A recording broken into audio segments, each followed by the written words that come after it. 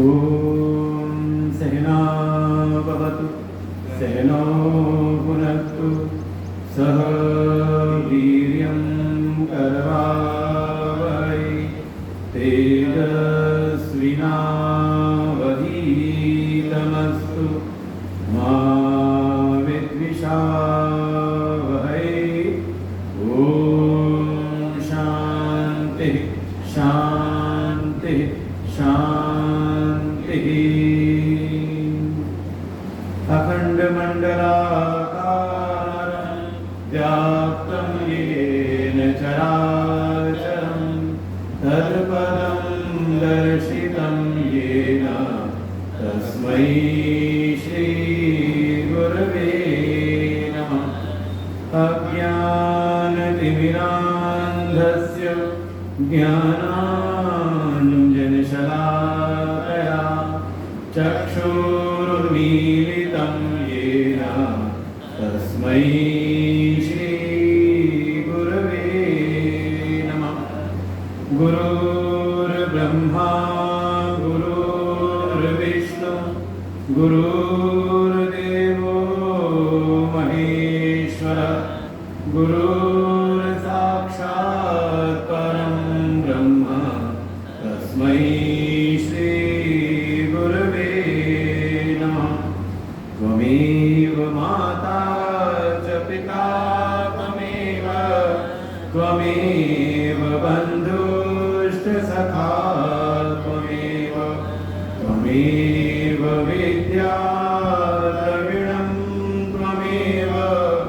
त्वमेव सर्वं मम देव देव। गजाननं भूतगणादिसेवितं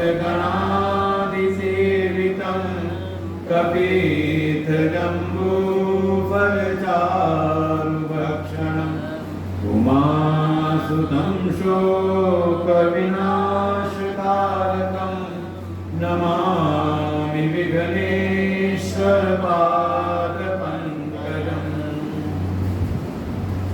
अतुलितबलधामं हेमशैलाभदेहं दनुजवनकृशानुं ज्ञानिनामग्रगण्यं सकलगुणनिधानं वानराणामधीशं रघुपतिप्रियभक्तं वातजातं नमामि। नीलाम्बुजश्यामलकोमलाङ्गं सीतासमारोपितवामभागं पाणौ महासायकचारुचापं नमामि रामं रघुवंशनाथं नमामि रामं रघुवंशनाथम्।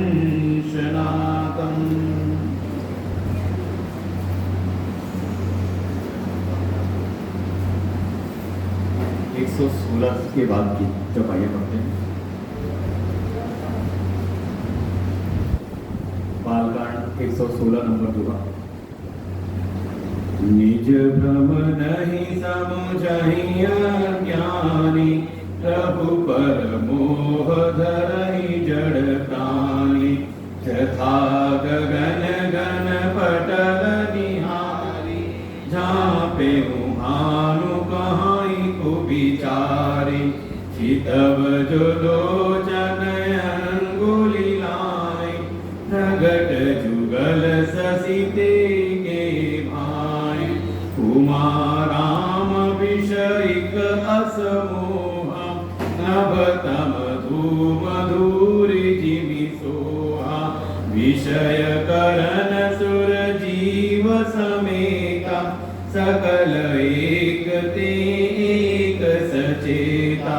सब कर परम प्रकाशक जोई रामयवतादि अवधपति सोई। जगत प्रकाश्य प्रकाशक राम मायाधीश ज्ञान गुण धाम। जासु सत्यता ते जड़ माया भास सत्य इव मोह सहाय।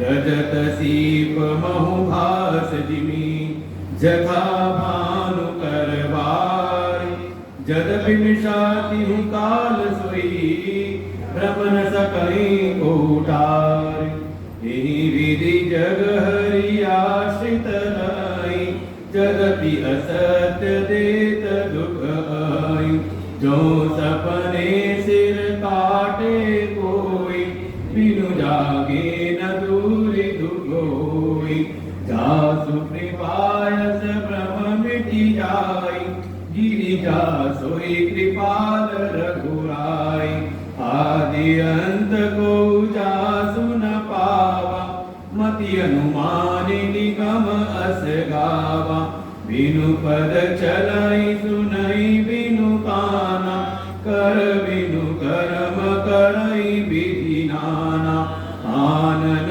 रहित सकल रस भोगी बिनु वाणी भगता बड़ जोगी तन बिनु परस नयन बिनु देखा ग्रहिरान बिनु बासय देखा हसी सब भांति अलौकिक करनी महिमा जासु जाई नहीं बरनी जेहि मिगा वही वेद बुध जाहि धरई मुनि जान सोई दशरथ सुत भगत हित कौशल पति भगवान सियावर रामचंद्र की जय पवन सुत हनुमान की जय उमापति महादेव की जय बोलो भाई सब संतन की जय।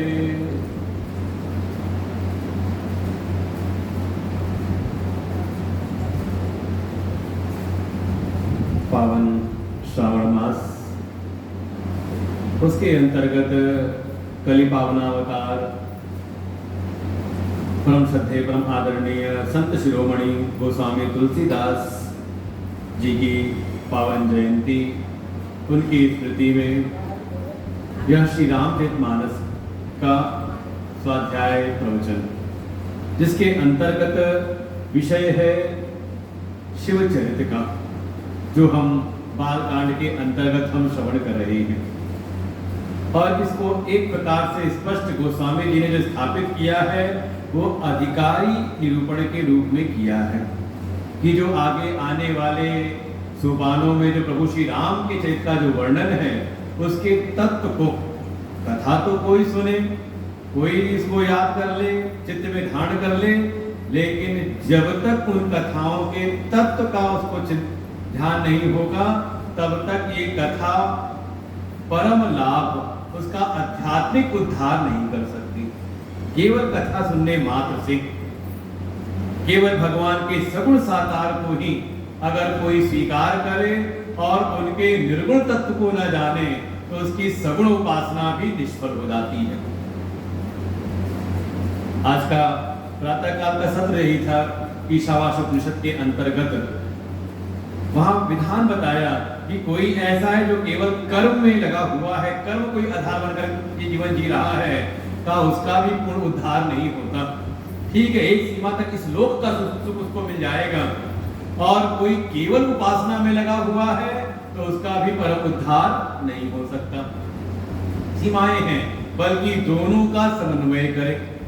इस कर्म को आधार बना करके जो भी शास्त्रीय विधि विधान के साथ जो कर्म का मार्ग है उसको अनुष्ठान करके अपने चित्त को शुद्ध करे, इस लोक पर विजय प्राप्त करे और अपनी देव उपासना के द्वारा अपनी अंतर्गत शुद्धि करे, परलोक को भी जीत ले।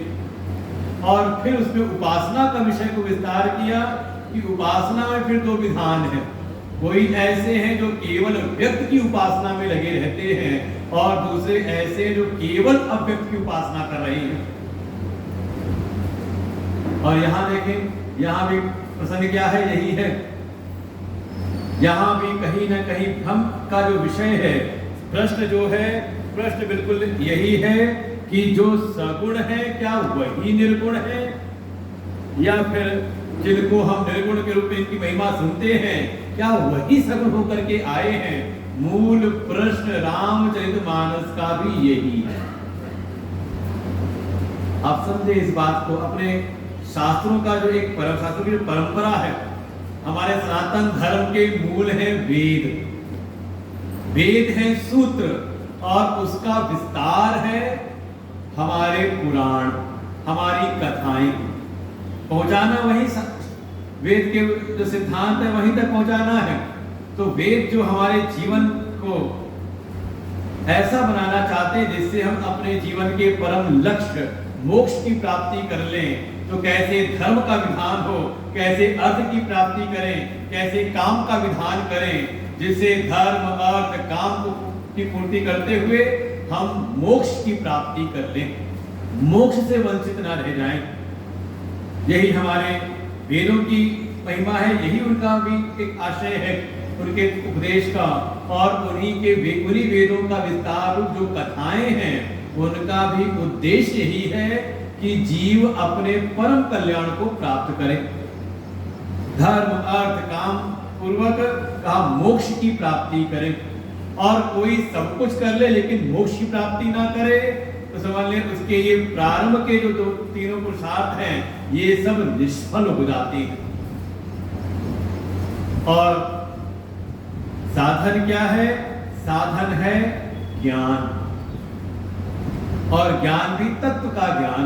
ये जो सारा हमें कार्य ब्रह्म, ये जगत जो दिखाई देता है, व्यक्त जगत दिखाई देता है, इसके मूल तत्व का ज्ञान।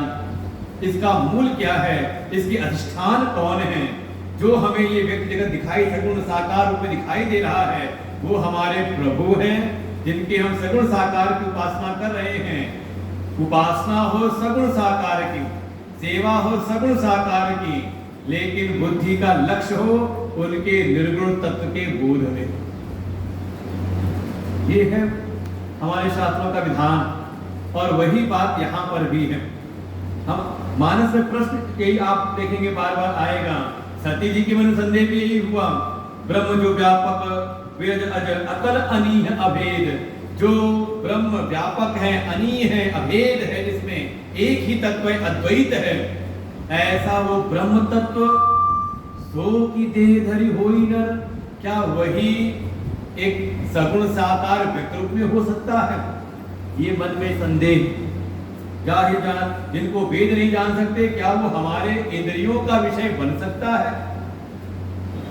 साधना करते करते पार्वती के रूप में आई, संदेह वही बना हुआ है।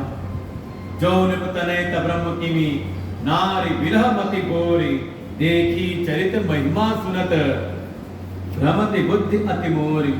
हमारी बुद्धि सदैव इसी भ्रम में रहती है कि जो एक नाम रूप में सीमित हैं वो व्यापक कैसे हो सकते हैं, वो हर जगह कैसे हो सकते हैं, घट घट में कैसे हो सकते हैं, और जो व्यापक है, निर्गुण निराकार है, वो सीमित कैसे हो गए, व्यक्त कैसे हो सकते हैं।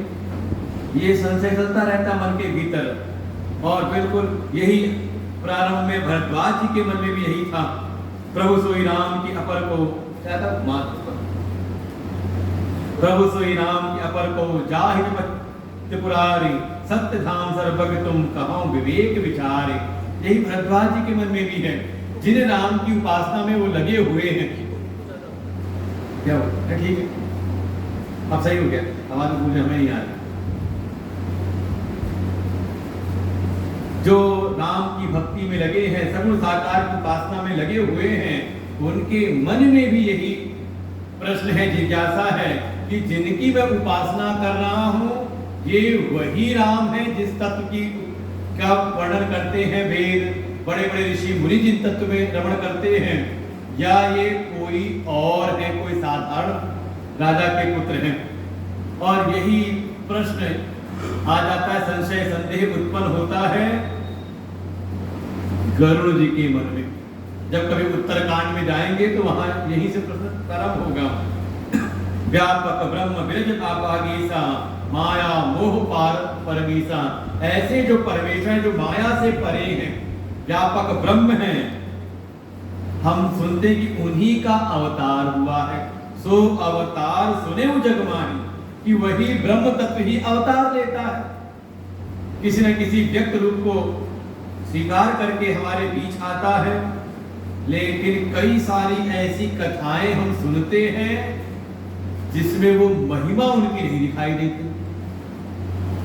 तो कह रहे हैं आगे, देखो सो प्रभाव कछु नाहि, सुना था कि वही परम पिता पर ब्रह्म स्वरूप ही अवतार रूप में आए थे, लेकिन उनका कुछ प्रभाव तो दिखा नहीं। और कई बार लोग प्रभाव देख करके महात्मा को भी नकार देते हैं, अगर सिद्ध महापुरुष है तो ऐसा कुछ चमत्कार क्यों नहीं है।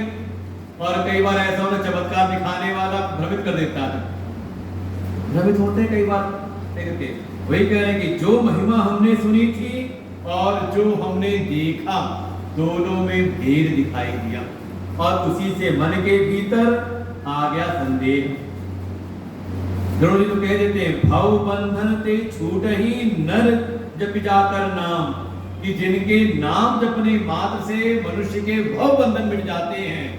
अरे जब मैं गया ना तो देखा क्या, वही जिनको मैंने सुना था कि जो अवतार लिए हुए हैं, वही नाग पास से बंधे हुए देखा।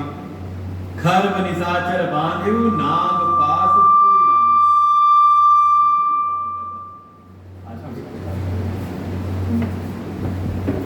कोई अगर सीधी आवाज आ रही है ना इसमें,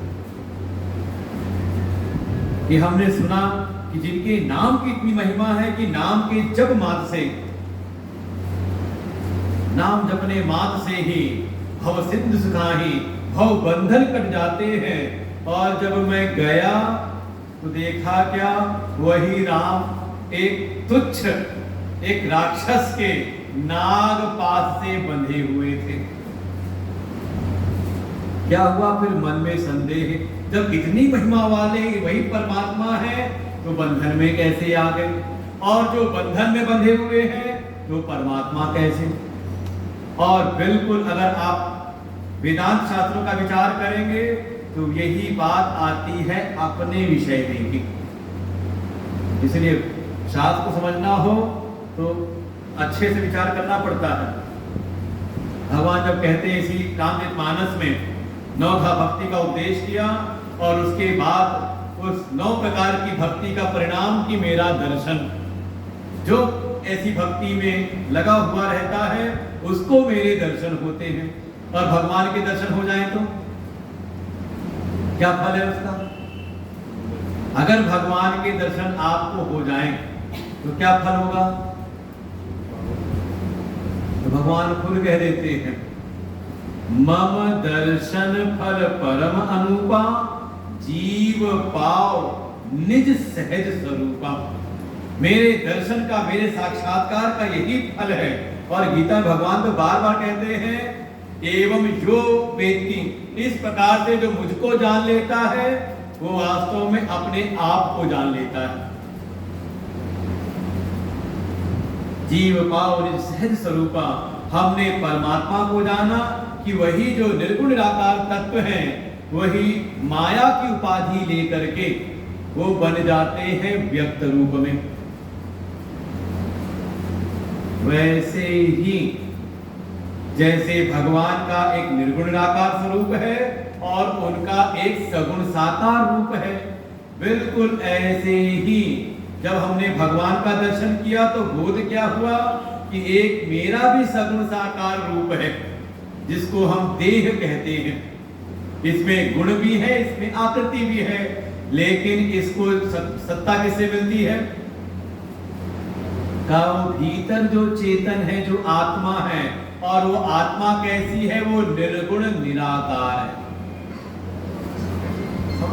यही है फल भगवान के दर्शन का। भगवान की कथा सुनी, भगवान के तत्व को जाना, और जान करके हमें अपने तत्व का, अपने आप तत्व का अनुभव हो गया।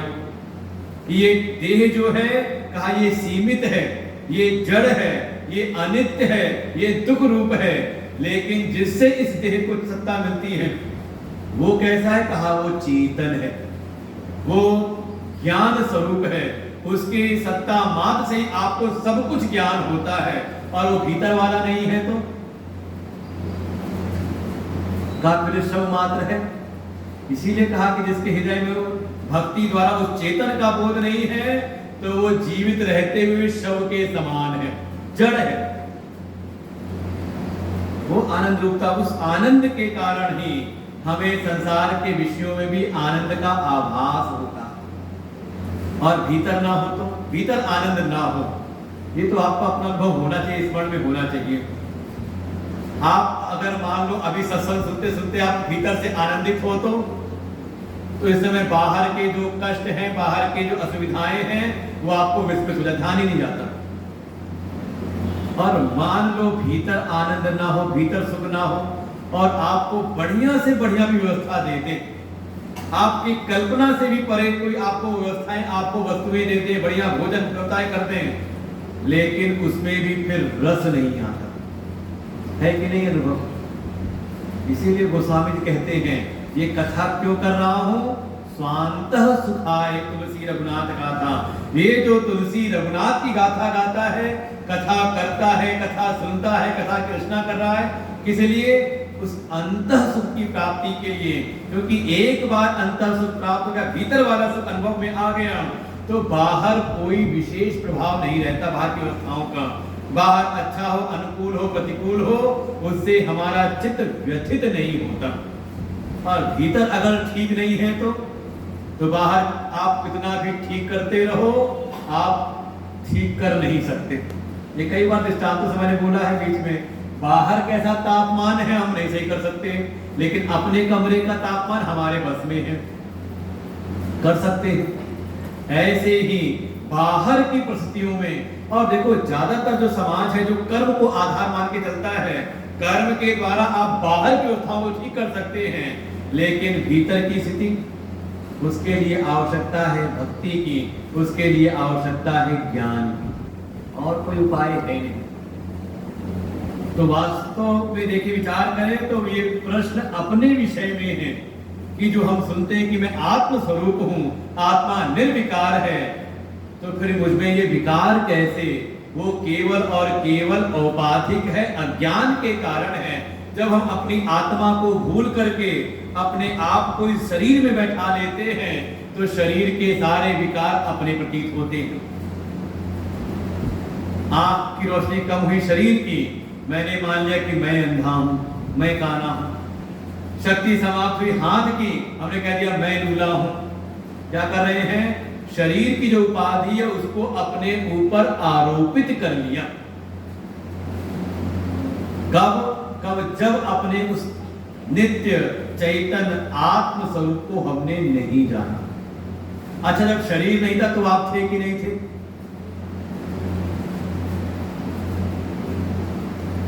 थे कि नहीं? जो आप कहते हो कि सब अपने कर्मों का फल भोगने के लिए आए हैं, उसको शरीर मिले हैं, इसका मतलब इस शरीर, जब ये शरीर नहीं था तो भी मैं था। अरे कुछ नहीं, माँ के गर्भ में तो देखा इसी रूप में थे। कैसे कैसे, कभी आप देखे ऐसी फिल्में बनी हुई, गर्भ के अंदर को पिक्चराइजेशन कर दिया है कि कैसे कैसे एक भ्रूण का एक विकास होता है, उसका क्रमशः विकास होता है। तो कभी वैसे थे, कभी थोड़ा बड़े हुए, फिर आकृति बनी, फिर पता चला कि लड़का है कि लड़की है। उसमें बात तो किस प्रकार से धीरे धीरे क्रमिक विकास होता है, और फिर जब भूमिस्थ हुए, तो जब जन्म हुआ, बाहर आ गए, तो उसके बाद भी कभी शिशु रूप में थे, फिर बालक हुए, फिर कौमार अवस्था आई, फिर युवावस्था आई, फिर अब वृद्धावस्था। जब बच्चे थे तब में और अब में फोटो मिलाओ, कभी रखते होंगे पुराने फोटो, देखो मैं कभी ऐसा दिखता था। और हो सकता है अगर आप सब अपने बचपन की फोटो निकाल करके लाओ और अपने साथियों को दिखाओ तो कोई पहचान भी नहीं पाएगा। हमने भी रखी अपनी एक बचपन की फोटो, अपने LKG UKG की फोटो रखी हुई है। जब कोई होता मैं पूछता हूँ बताओ मैं कौन सा हूँ, और गारंटी करता हूँ कोई पूछ नहीं पाता, समझ नहीं पाता, सब तुक्का लगाते हैं और सब गलत हो जाते हैं। कितना परिवर्तन हो गया। तो वास्तव में जो क्षण क्षण बदल रहा है वो आप हो, या उन सारे परिवर्तनों को तटस्थ रहते हुए, अलग रहते हुए उन सबको जो प्रकाशित कर रहा है, जो जान रहा है, वो आप हो। कौन हो आप? अब थोड़ा देखो, यहां थोड़ा जोर लगाना पड़ेगा। क्यों? क्योंकि आप कथा भले सुन रहे हो राम जी की, लेकिन सुनाने वाले कौन हैं? भगवान शिव। तुम त्रिभुवन गुरु वेद बखाना, जो त्रिभुवन के तीनों लोकों के जो गुरु हैं, आदि गुरु हैं भगवान शिव। और सुनने वाली कौन है? माँ पार्वती। उनकी तपस्या कैसी है, कैसी उनकी पात्रता है? कोई संदेह किसी को पार्वती की तपस्या में, उनकी श्रद्धा, उनकी निष्ठा में? तो इतने बड़े गुरु चेले की आप कथा सुन रहे हो, उनके बीच की चर्चा सुन रहे हो, तो थोड़ा जोर तो बुद्धि पे लगाना पड़ेगा, क्योंकि ये कैलाश का घाट है। इस श्रावण मास में आप समझ लो, ये 7 दिन आप कैलाश पर विराजमान हो, और कैलाश के घाट पर वहां ज्ञान की चर्चा है, तत्व ज्ञान की चर्चा है। यहाँ लाग लपेट इधर उधर की बातें नहीं है, सीधी सीधी बात है। अब जहां बिल्कुल सार बातें हो, तत्व की बात हो, तो देखो जहां भूगोल की चर्चा हो तो आपको सुन के अच्छा लग सकता है कि हाँ बहुत अच्छा लग रहा है, चीजें हैं, बढ़िया बताया, आपको देश विदेश की बातें बताई, कुछ कथा कहानी इतिहास की सुनाई तो लग जाता है। लेकिन जहां गणित की बात हो, हिसाब किताब की बात हो, दिमाग को ज्यादा लगाना पड़ता है, एक एक रुपए का, एक एक पैसे का। और उसी में चले जाए आप विज्ञान की कक्षा में, तो कि इस एलिमेंट की ये प्रॉपर्टी है, इसकी ये गुण है, इस तरह से इसका ऐसे रिएक्शन होगा, इसका फिर ये होगा, फिर उसका वो होगा, ये लक्षण दिखाई देंगे। कई बार गाइड कहता है देखो इसकी ऐसी स्मेल आएगी, हमें लगता पता नहीं, हमें तो पता ही चला कि इसमें, और जरा जरा अंतर होता है, कितना सूक्ष्म करना पड़ता है विचार, कितना सूक्ष्म आपको अपने सारी इंद्रियों को लगना पड़ता है। आंखें बिल्कुल अलर्ट रहे, अलर्ट मोड में रहे, कान भी आपका अलर्ट मोड में रहे, नासिका बिल्कुल, क्योंकि यही शब्द, स्पर्श, रूप, रस, गंध, इसके आधार पे आपको परीक्षण करना है। तो कितनी तीव्रता चाहिए इनकी। ऐसे ही ये तत्व ज्ञान की बात है, कैलाश की चर्चा है, तो यहाँ थोड़ा बुद्धि को ज्यादा जगा के रखना पड़ता है, बिल्कुल अलर्ट, जरा सा इधर उधर हुए और गए चूक। इसीलिए हम 5 दिन तक कथा वो अधिकारी समझा रहे थे, हमने कहा आखिरी में लेकर के आएंगे, कैप्सूल के अंदर है वो दवा। जैसे माताएं होती है ना, बच्चे को दवा खिलानी है जो असर करेगी भीतर, तो कैसे करती है? छोटा बच्चा है, गोद में ली हुई है, उसको कुछ गुदगुदी करती है, उसको कुछ खिलाती है, को बच्चा हंसे खूब जोर से, और जैसे ही बच्चा हंसने लगता है तो वो दवाई छुपा के रखी हुई है चम्मच में घोट करके, और जैसे ही बच्चा खिलखिला के हंसा, जीभ उसकी हुई बाहर, ऐसी उसकी जीवान पे रख दी चम्मच, और गड़बड़ करते हुए फिर दवाई गई अंदर। तो यही तरीका है, हमारी श्रुति भगवती, हमारे शास्त्र माँ के समान है, हमारा कल्याण भी ऐसे ही करते हैं। पहले आपको कुछ मीठी मीठी कथाएं सुनाएंगे, देखो उन्होंने ऐसा किया, फिर किस प्रकार से ऐसे रहा, फिर उनकी भेंट हुई, उनमें किस प्रकार से, तो सारी कहानी सुनाई। जब आप हाथ खिलखिला के मुस्कुराए, थोड़ा लगा कि हाँ बहुत अच्छी बात है, और तभी आ गई वो कड़वी दवा, राम सच्चिदानंद दिनेशा, कि राम कौन है? कहा वही सच्चिदानंद है। ऐसे ही, लेकिन काम जो करती है ये कड़वी दवा ही करती है। बाकी जो सब था वो इसलिए था कि दवाई अंदर जाए, या कभी बार डॉक्टर होता है उसमें लेप लगा देते हैं, शुगर कोटेड दवाइयां होती हैं, अंदर बहुत कड़वी होती, कैप्सूल जैसे है, तो उसमें खोल ना हो, कभी कैप्सूल खोलना और दवा को जुबान पे रख लेना। तो खोल इसीलिए है कि वो दवाई अंदर वाली आपको, और नहीं तो बहुत सारे ऐसे आयुर्वेदिक नुस्खे हैं, बुखार हो जाए तो बिल्कुल रामबाण औषधि है। एक आता है महासुदर्शन चूर्ण, कभी खा के देखना।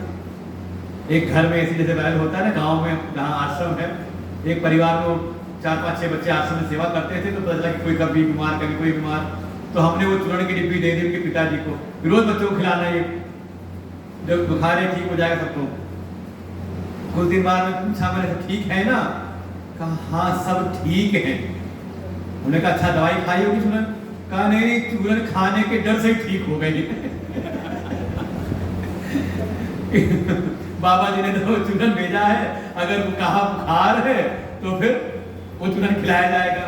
तो चूर्ण खाने के भय से, तो एक बार जैसी जुबान पे पड़ता है, वो लोग पानी तैयार रखते हैं, वो चूर्ण गया और पानी पी गए गट से, लेकिन फिर भी उसका जो असर है जुबान पे, बिल्कुल समझ लो नीम की पत्ती आप चबाते हो उसमें सारे वही सब तत्व पड़े हुए, नीम चिरायता इत्यादि सब पड़ा हुआ उसमें। ऐसे ही ये कथाएं भी यही करती हैं। वही जो उपनिषदों का सार सर्वस्व केवल 18 मंत्र, उसमें भी जो ज्ञान है केवल एक मंत्र में, जो सुबह के प्रसंग में आरंभ होगा, पहला जो मंत्र है वही तत्व है। नहीं हुआ तो फिर पूरी व्यवस्था बताई, पूरी 17 मंत्रों की सब चीजें उसी में मिलना है। तो ऐसे ही ये पूरा जो 6 दिन की कथा सुनी हमने, उसमें आ गया वो एक सार तत्व कि राम कौन है, तो पूरा बता दिया कि वही निर्गुण निराकार तत्व ही, जैसे एक जल जो है, जल का अपना जो गुण है रस, अपने गुण से नहीं बल्कि अग्नि का गुण है रूप, दूसरे के गुण स्वभाव के कारण वही जल स्थूल रूप होकर बर्फ बन जाता है, आकृति रूप हो जाता है, उसी द्वारा कहो बिल्कुल सूक्ष्म होकर भाप बन जाए। तो जल का अपना गुण नहीं, अपना स्वभाव नहीं है, लेकिन दूसरे के गुण स्वभाव से, अग्नि के गुण स्वभाव से, तापमान बढ़ने घटने से वो स्थूल रूप भी हो जाता है, तरल रूप भी हो जाता है और भाप बनकर पूरे कमरे को व्याप्त कर लेता है।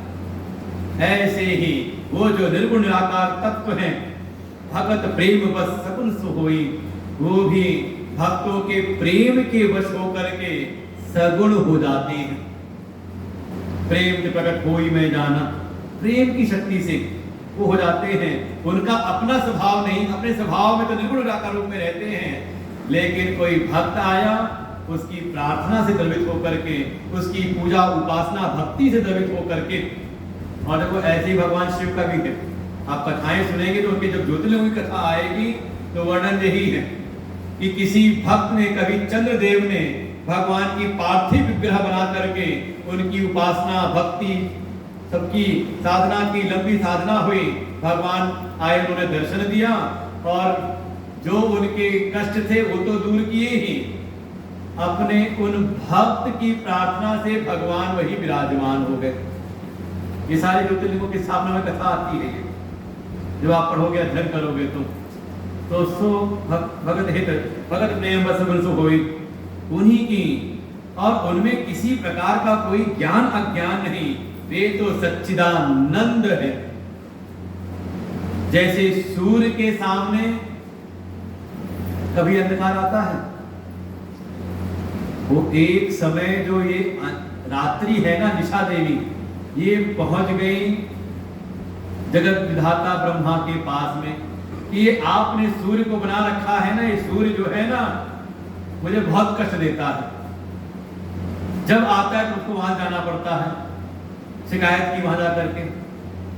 अब मान लो कोई न्याय करता हो तो, अब वादी आया है तो सम्मन भेजते हैं ना दूसरे को भी सफाई देने के लिए, तो सूर्य को बुलाया गया और जैसी सूर्य आए तो निशा देवी अंधकार, लेकिन जैसी सूर्य सामने कटघरे में खड़े हुए, ब्रह्मा ने जोर से फटकार लगे, क्यों तुम निशा देवी को परेशान क्यों करते हो, क्यों उसको मिटा देते हो हमेशा। वो सूर्य ने कहा किसकी, कौन निशा देवी, कौन सा अंधकार, आज तक तो मैं देखा ही नहीं अभी तक। तो जैसे सूर्य है, सूर्य के लिए दिन और रात नहीं होता है, दिन रात किसके लिए हो रहा है, हम पृथ्वीवासियों के लिए। अच्छा इस समय दिन है कि रात है, यहां बैठे हो तो दिन है, और आपका कोई बच्चा अगर यूएस में हो तो बात करो फोन पर, वहां क्या है, वहां रात्रि है। आप बताओ क्या वहां का कोई अलग सूर्य है, वहां अलग सूर्य, यहाँ के अलग सूर्य हैं, यहाँ के सूर्य जगे हुए हैं, प्रकाशित हो रहे हैं, और उनका सूर्य इसमें सो रहा है, ऐसा कुछ है, कहा सूर्य वही है। सूर्य की दृष्टि में दिन रात नहीं होते हैं, ये पृथ्वी की जो गति है, जो चक्र उसका घूम रहा है, उसके कारण है, उसमें दिन रात नहीं।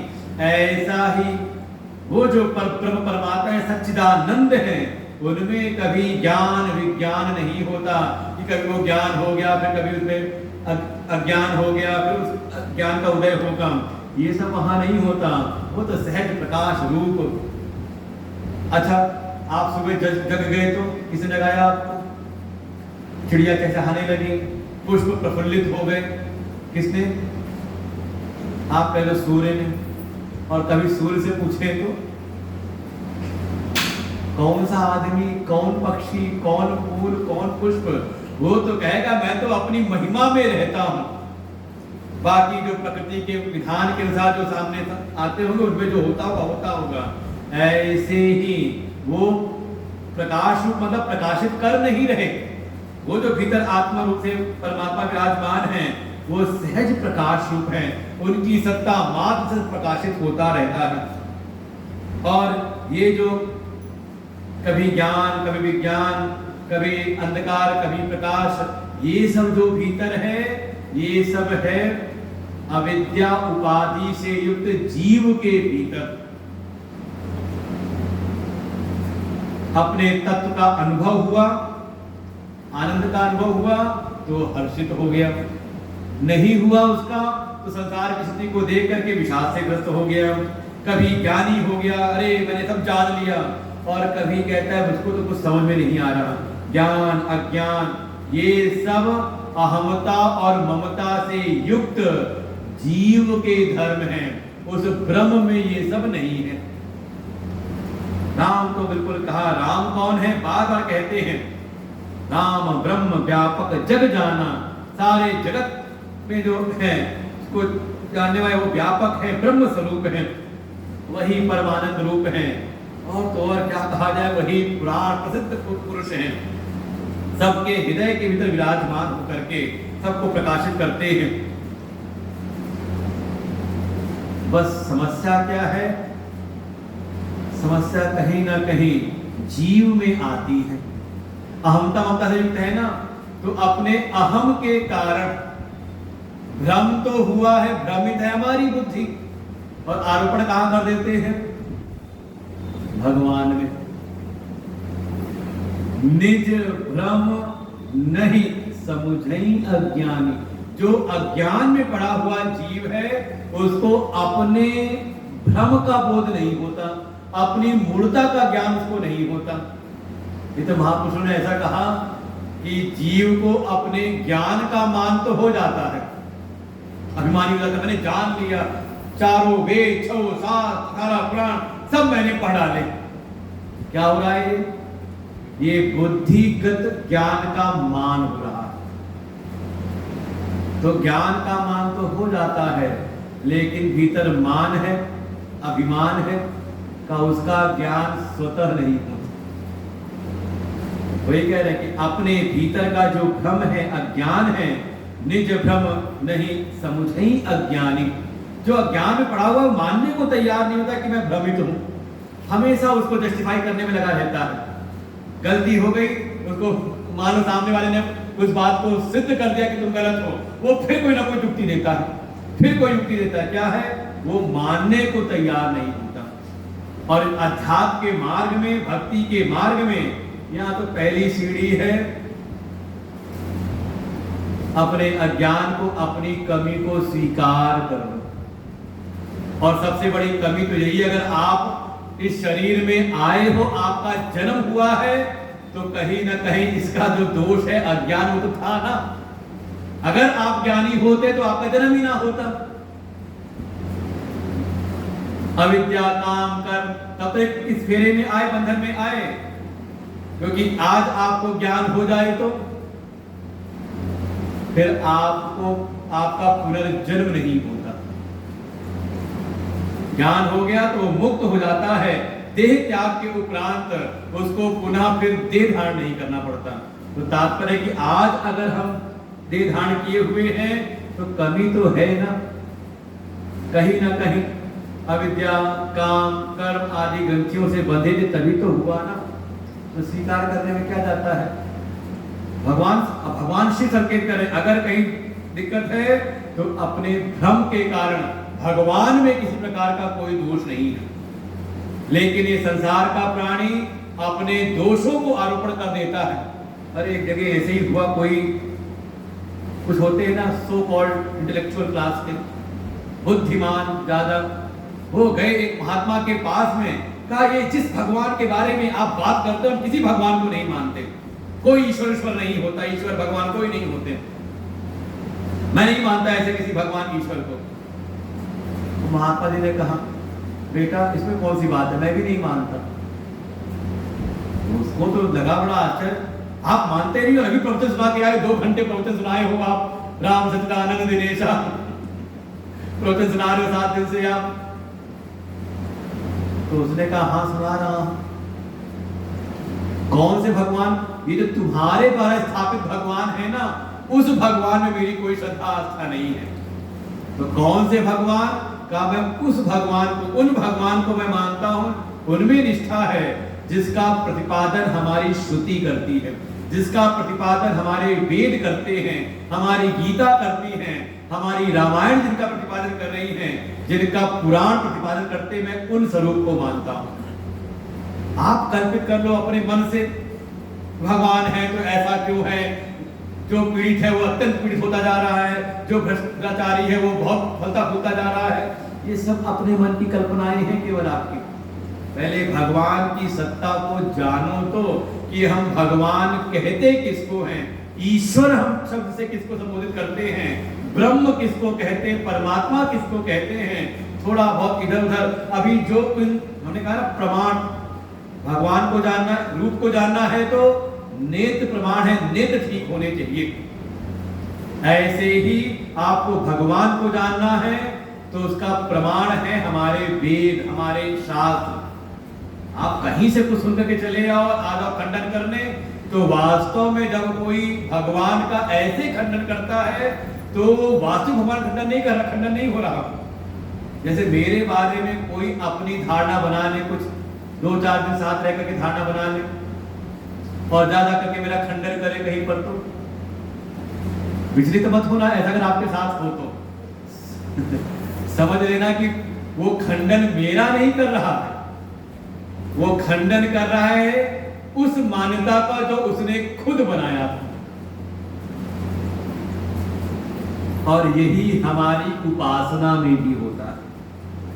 आप समझो उसको, जो दुनिया में चल रहा है वो सब है, ठीक है, वो जिस स्तर के लोग हैं उनके लिए वैसी साधना है, लेकिन जब थोड़ा आगे बढ़ता है तो हमारे पूज्य महाराज श्री का भी नाम सुना हो आप लोगों ने, वृंदावन के महाराज श्री परम श्रद्धेय स्वामी अखंडानंद जी, वो कई बार संस्कृत भाषा में कहते थे, आप ही लीपे आप ही काहे, वो करते ना, वही खुद ही बनाया, खुद ही स्थापित किया, खुद ही सब कुछ किया, और फिर उसी से फिर वरदान मांगते हैं। भगवान के स्वरूप को, जो रूप विग्रह है, किसने बनाया? और एक समय जिस विधान को हमने बनाया, वो विधान की आवश्यकता जहां तक जब आप पहुंच गए तो उस विधान को स्वयं ही छोड़ना पड़ता है। जिस विद्यालय में हम स्वयं एक समय प्रवेश करते हैं, एक समय विद्यालय का जो प्रयोजन था पूर्ण हुआ तो उस विद्यालय को छोड़ के आगे निकल जाते हैं। और कोई विद्यालय में रह जाए, पंचवर्षीय योजना बनाए तो यूनिवर्सिटी में रह करके वहीं पे रह रहा है और 40 साल उसकी उम्र के हो रहे हैं और यूनिवर्सिटी में पढ़ा हुआ है तो समझ ले अब यूनिवर्सिटी के उद्देश्य के कारण नहीं है, पढ़ने के कारण नहीं है, अब या तो नेतागिरी कर रहा है वहां पर। समझो इस बात को। ऐसे ही अगर सगुण साकार की उपासना है तो वो विधान भी है कि वो हमें तैयार करा करके वो निर्गुण तत्व में पहुंचा दे। और कोई सगुण में बैठा हुआ है तो आगे नहीं बढ़ रहा, तो कहीं ना कहीं विचार करना पड़ता है। तो ऐसे ही परमात्मा के विषय में जो नास्तिक हैं, जो नासमझ हैं, अज्ञानी हैं, अपने द्वारा ही, अपने मन से ही कोई ना कोई कल्पना कर लेते हैं, भगवान ऐसे हैं, उनकी पूजा करने की कोई जरूरत नहीं है। पहले खुद उनके बारे में कुछ कल्पना की अपने मन के भ्रम के द्वारा, और जा जाके अपने मन, तो भगवान का खंडन नहीं कर रहे, इसका खंडन कर रहे हैं। किसको काट रहे हैं? अपने द्वारा स्थापित अपने भ्रम को ही वो काट रहे हैं।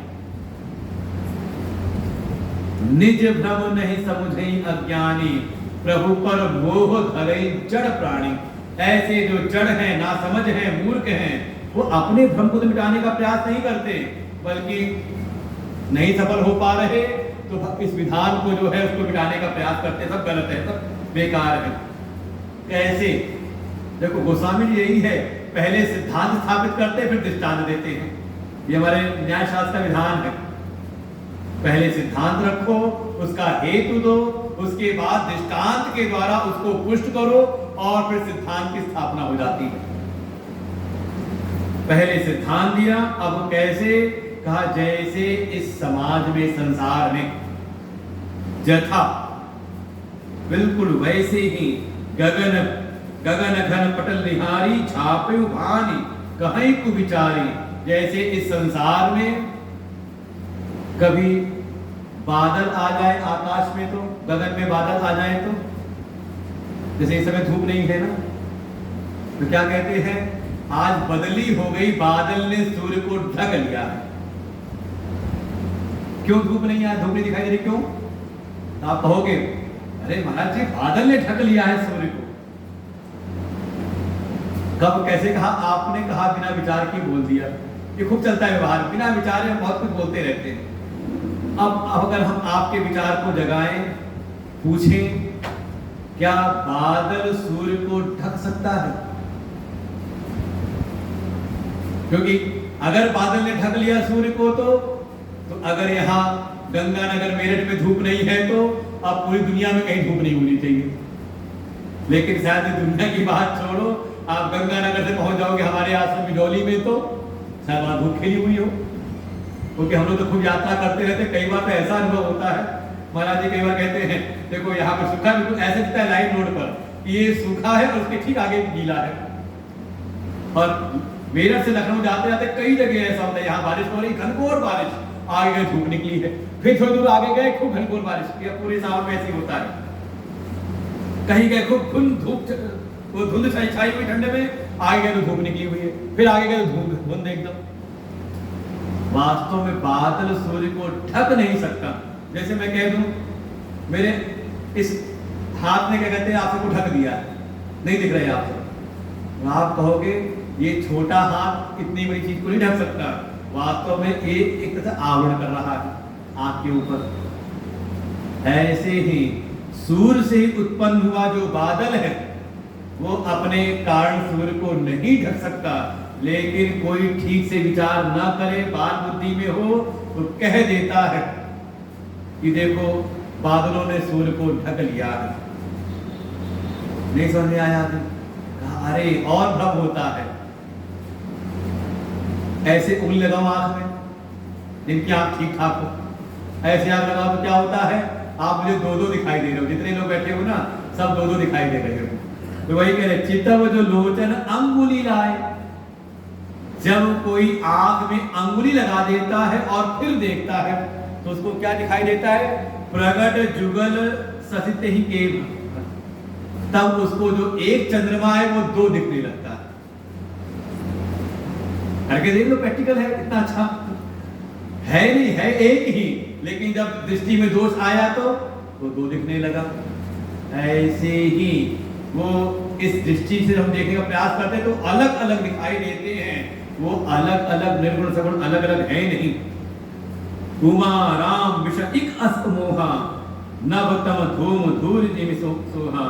हे उमा, आप तो तपस्वी हैं, तपस्या कर करके आप यहाँ तक पहुंची हैं, साधन पूर्वक आप यहाँ पहुंची हैं, इसलिए राम जी में ऐसा अब दोष ना देखिए, उनमें कोई मोह नहीं है, बल्कि ये मोह अगर दिखता है तो बिल्कुल वैसे ही जैसे कभी धूल की आंधी उड़े और लगता है जैसे आकाश मटमैला हो गया, धुआं उठे, लगता है आकाश मटमैला हो चुका है। आकाश बिल्कुल चाहे कुछ भी हो बिल्कुल निर्लेप रहता है,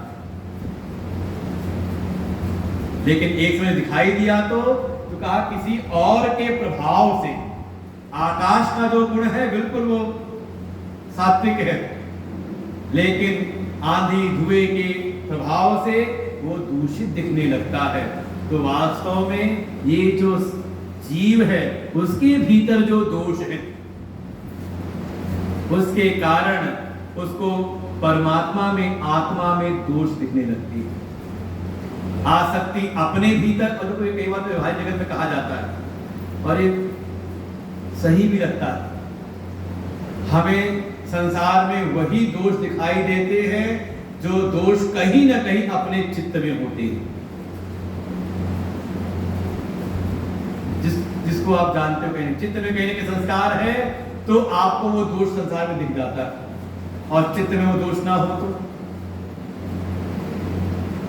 ये बहुत अपने भीतर के ही मोह को हम आरोपित कर देते हैं परमात्मा में, प्रभु में।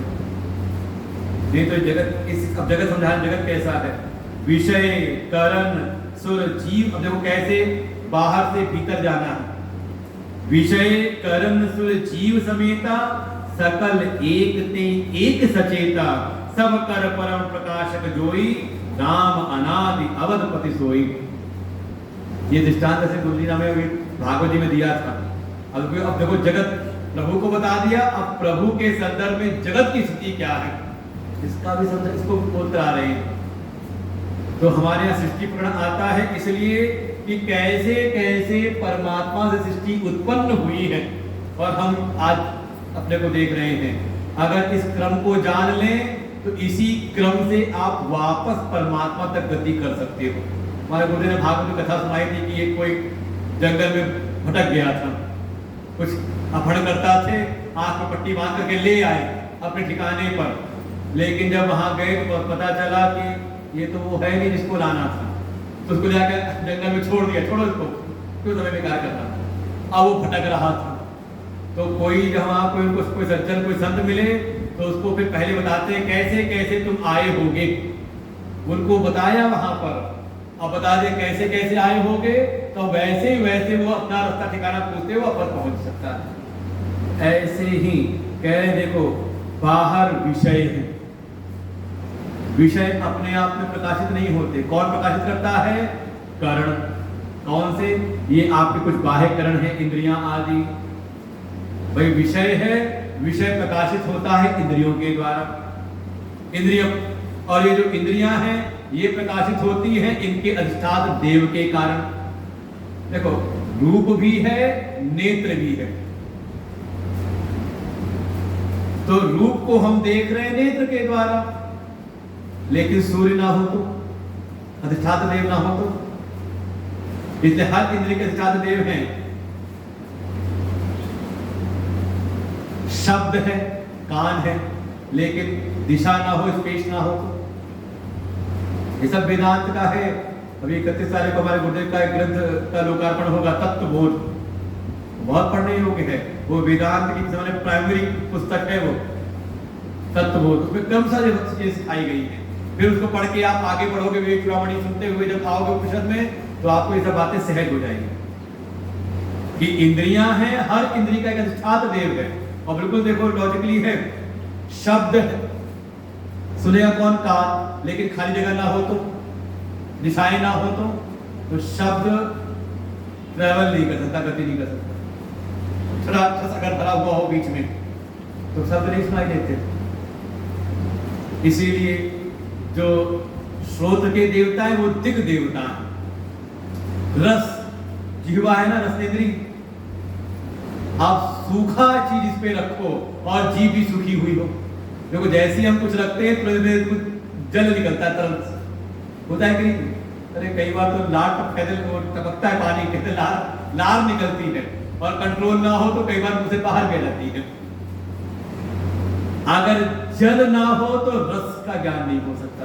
इसलिए रसनेंद्रिय के अधिष्ठान देव कौन है? वरुण देव। ये सब विषय है। तो बाहर के विषय प्रकाशित होते हैं, कौन दिखाता है? कहा नेत्र, इंद्रियां, करण। फिर ये करण किसे प्रकाशित होते हैं? कहा इसके जो अधिष्ठान देव हैं, करण सुर, और इसको भी कौन प्रकाशित करता है? ये जो भीतर अहम वृत्ति है, मैं हूं, कौन? कहा जीव। तो विषय करण सुर जीव समेता सकल एक ते एक सचेता, कि एक से दूसरा प्रकाशित हो रहा है। विषय इंद्रियों से, इंद्रियों अधिष्ठान देव से, अधिष्ठान देव कहा मैं, ये जीव जो भीतर है, जीवात्मा, उससे लेकिन सबकर परम प्रकाशक जो सबका प्रकाशक है, जीव को भी मैं हूं, ये जो अपना है बना है, ये भी तो किसी से प्रकाशित हो रहा है ना।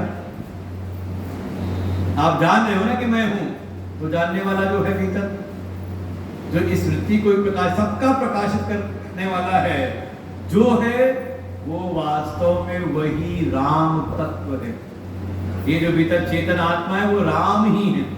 राम अनादि, और वो अनादि उनका आदि नहीं, देह का आदि है, विषय का आदि अंत है, लेकिन उन तत्व का आदि अंत नहीं है, वही अनादि है।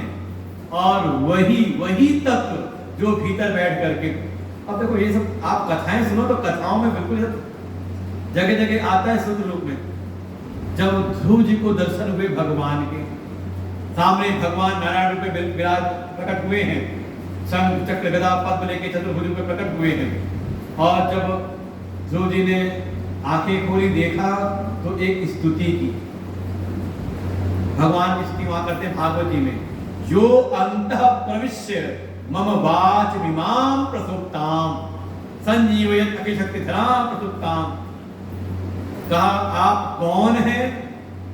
ये जो है केवल प्रकट हुए वही नहीं हो, बल्कि आप तो वो हो, वो इस रूप में भी हो, लेकिन आप जो अपने परम स्वरूप में, परम तत्व रूप में जो हो, वो तो वही हो जो मेरे भीतर विराजमान होकर के मेरी सारी इंद्रियों को सचेतन कर रही है। आपकी शक्ति से ही मेरे भीतर और साथ ही सारे जगत में कहीं अगर कोई शक्ति दिखाई दे रही है, कोई शक्तिमान दिखाई दे रहा है, तो उस रूप में आप ही विराजमान हो, मैं ये जान गया हूं। ये सूत्र है कथाओं में, वही है ना। पहले कथाएं शास्त्र हमें खिलाते हैं, थोड़ा हंसाते हैं, और जैसी हम हंसे खेले खिलाए मुंह खोले तो चुपके से एक चम्मच काम करने दवाई वो डाल देती है अंदर। वैसे ही है पूरा, सब कर परम प्रकाशक, सबके परम प्रकाशक हैं।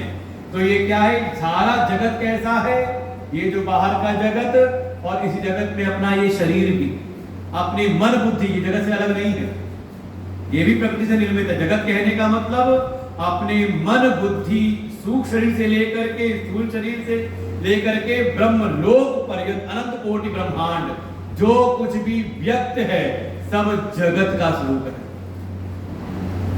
तो ये सब क्या है, ये सब प्रकाश है, ये सब जाना जाता है, ये सब प्रकाशित होता है। तो कोई प्रकाशक है ना, कोई जानने वाला होगा ना। आप सोचो, आप इंद्रियों को आप विषय को जानते हो इंद्रियों से, इंद्रियों का ज्ञान भी आपको होता है, जानते कि इंद्रियों को। आज नहीं दिख रहा, ठीक, चलो किसी डॉक्टर के पास जाए, तो कैसे जाना ना आपने कि आज कुछ रोशनी कम हो रही है, सुनाई कम दे रहा है, जान रहे किससे, तो कहते हैं भीतर मन की वृत्तियों से। फिर मन भी सुखी दुखी है, जानते कि नहीं जानते?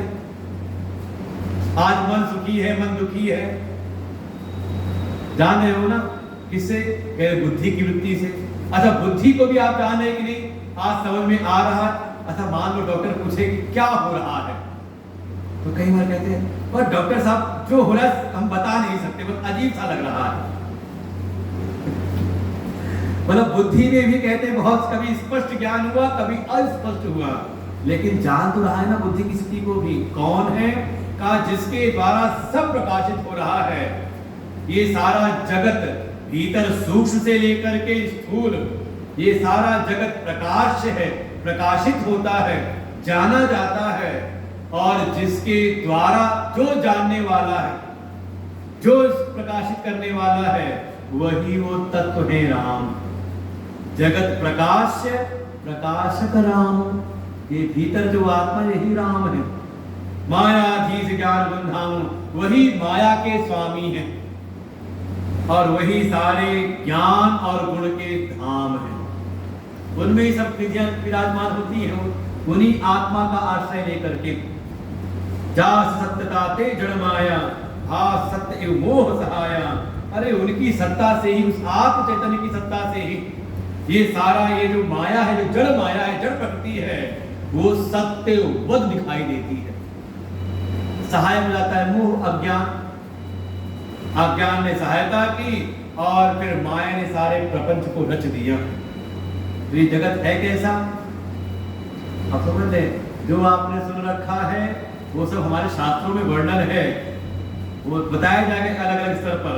लेकिन आप आ गए कैलाश, मतलब बिल्कुल आप पहुंच गए हो। अब आप मिडिल स्कूल में नहीं हो, अब आप हाई स्कूल इंटर में नहीं हो, आप ग्रेजुएशन भी नहीं समझो, बीएससी भी नहीं, एमएससी भी ना समझो, आप समझ लो अब पीएचडी की क्लास में हो। तो होता है कि नहीं, जो हमने बचपन में सुना था, पढ़ा था, मिडिल में जाके उसको नकार दिया, कुछ नया पढ़ा है ना, साफ किया ना, नया चेंज, थ्योरी सब चेंज हुई ना, उसके आगे बढ़े तो थ्योरी चेंज हुई, और आगे करते करते जब पहुंच गए पीएचडी में तो पीएचडी का फुल फॉर्म क्या होगा? पीएचडी का कोई हो? पीएचडी डॉक्टर ऑफ फिलॉसफी, मतलब अंततः आपको आना दर्शन में ही है।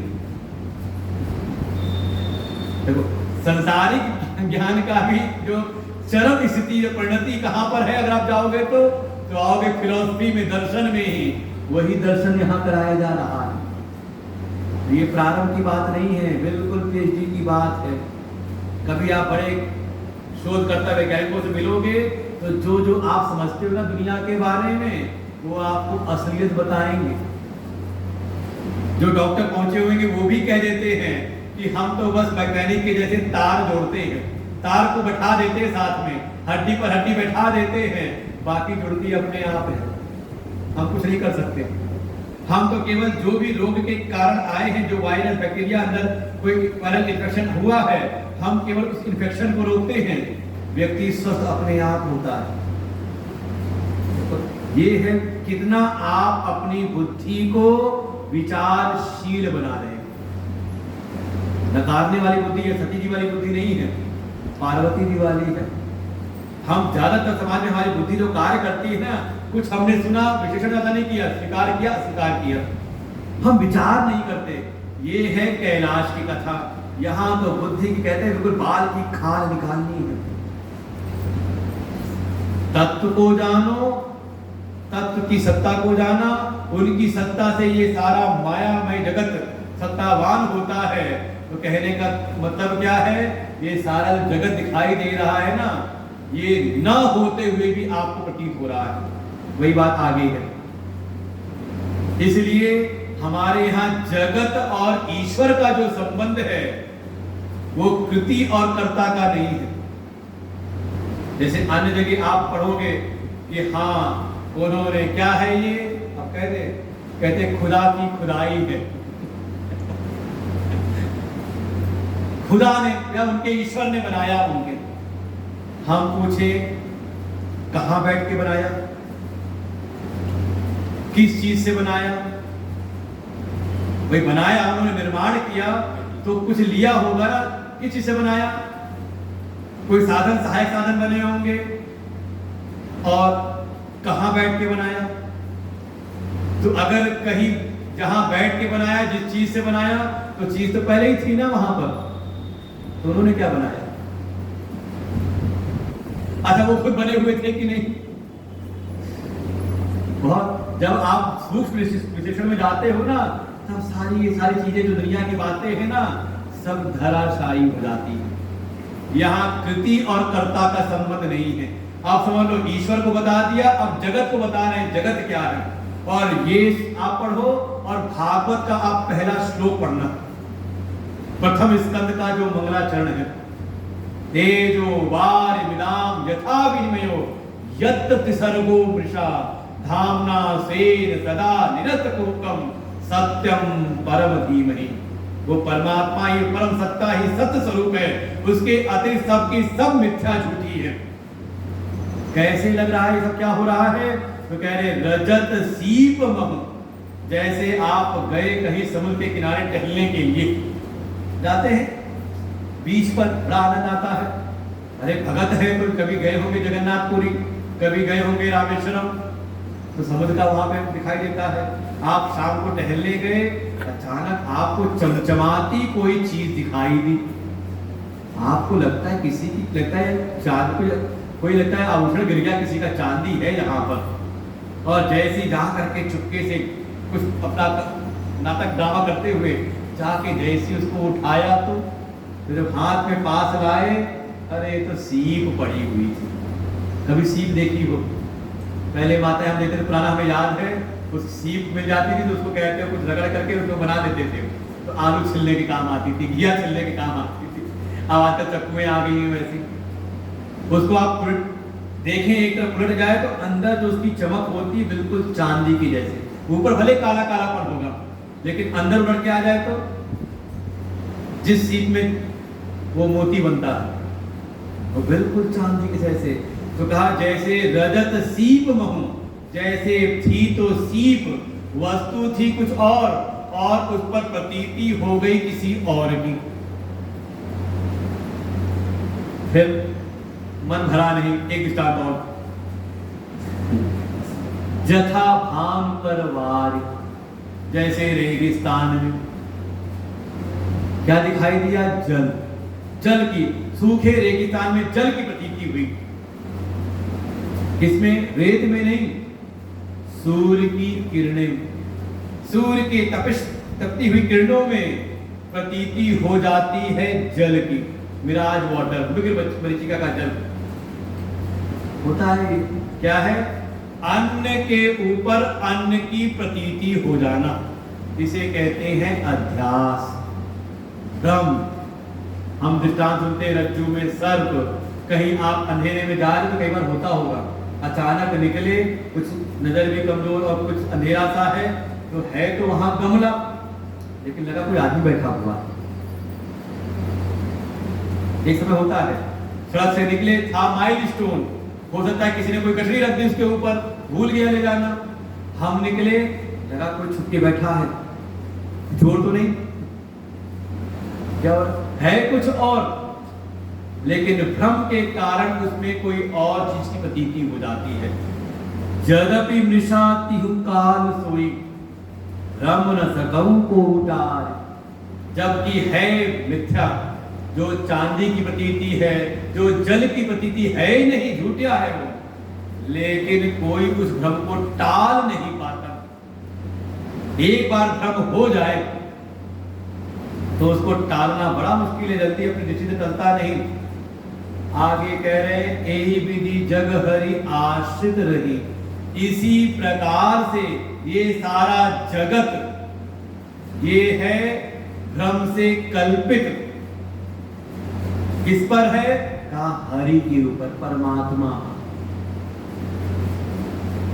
यद्यपि असत्य देत दुख अहरि, है बिल्कुल झूठा, असत्य है, लेकिन फिर भी दुख देता है। जब तक अज्ञान है, सत्य वस्तु को जाना नहीं, तत्व का ज्ञान हुआ नहीं, तब तक ये कल्पित अध्यस्त जो जगत है का ये भी दुख देता है। कैसे? तो अगली पंक्ति में फिर दृष्टांत इतनी अच्छी प्रकार से समझा रहे हैं। कैसे? का जो सपने सिर काटे कोई, जा बिनु जाके दूर न दूर दुख होई। जैसे स्वप्न का जगत है, उसकी कोई सत्ता है नहीं, लेकिन जिस समय स्वप्न देख रहे हैं तो वो सपना भी आपको भय देता है, वो सपना भी आपको दुख देता है, वो सपना भी आपको सुखी बना देता है वह कुछ नहीं। लेकिन जब तक स्वप्न में भ्रमित हो रहे हैं तब तक सुख दुख सब होता है, और जाग गए तो कोई गर्दन काट रहा है आपकी, आपको तो लगा अब तो मैं गया, अब तो मेरी बलि चढ़ी, अचानक जग गए, अरे बड़ी शांति मिली, सपना था। अरे सपना था, और जैसी का सपना था वो सारा जो हम बड़े पीड़ित हुए, कहां आके फंस गए, सारे साक्ष्य हमारे खिलाफ, अब तो गर्दन कटी, फांसी पर चढ़े, और तभी जग गए।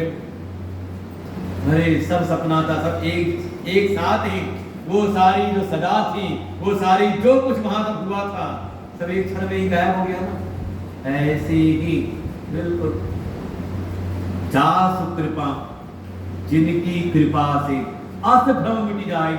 देखो यहाँ पर कृपा की आवश्यकता पड़ती, बिना कृपा के नहीं, भगवान की कृपा और उनकी कृपा से आपके जीवन में कोई गुरु की कृपा, क्योंकि ये भ्रम कोई और ही आपको बता के मिटा सकता है, अपने आप नहीं जा सकता।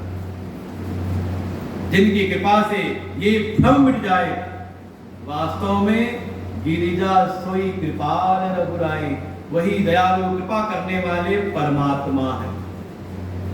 इसलिए कहा उनका वर्ण करो, यमे वैरुते तेन लभ्य तस्य इस आत्मा रुते तनुस्वाम। जिसका भी वो परम तत्व वर्ण कर लेता है, उसके सामने अपना समग्र ज्ञान खोल कर देता है, वास्तव में उसको वो जान लेता है। इसलिए भक्ति की आवश्यकता है बीच में, और भक्ति कुछ नहीं, वर्ण करना ही भक्ति है। हम भगवान का अपनी सेवा के द्वारा वर्ण करें, जैसे पार्वती जी ने किया है। सेवा भी है, भक्ति भी है, और साथ साथ अपनी बुद्धि, अपने जो अनुभव हैं उनको किनारे करके, बुद्धि को समर्पित करके भगवान का वर्ण किया। तो वही भगवान गुरु रूप में उनको तत्व का उपदेश कर रही है। सोई जानत जेहु देहु जनाई, वही जानता है जिसको वो अपना स्वरूप जनाना चाहते हैं। जैसे आपकी संपत्ति पर अधिकारी कौन होगा? जिसको आप देना चाहोगे। किसको दोगे? कहा जो आपको सेवा से पसंद करे, है ना आपके अधिकार की चीज। वैसे उनके भी प्रभु परमपिता परमेश्वर है, उनके भी अधिकार की चीज है। वो भी अपना स्वरूप देना चाहते हैं, लेकिन किसको प्राप्त होता है? कहा जो सेवा, भक्ति, श्रद्धा से समर्पित होता है, वही बिल्कुल भगवान जानत। और उसके बाद जानत तुम्हें हो जाए, और जो उनको जान लेता है वो उनके समान हो जाता है। इसलिए हम गुरु को भी शिव स्वरूप कहते हैं, उनको ब्रह्मा कहते हैं, उनको नारायण विष्णु कहते हैं। क्यों? क्योंकि उन्होंने उन तत्व को जान लिया है। जानत तुम्हें हो जाए, उनके समान ही हो जाते हैं। आदि अंत को जा सुना पावा, मति अनुमान निगम असगावा। वो जो राम है, उनका ना कोई आदि है ना कोई अंत है, आदि अंत से रहित हैं। तो उनको कोई पा नहीं सकता, जैसे हम संसार की चीजों को पाना चाहते हैं। बस क्या है?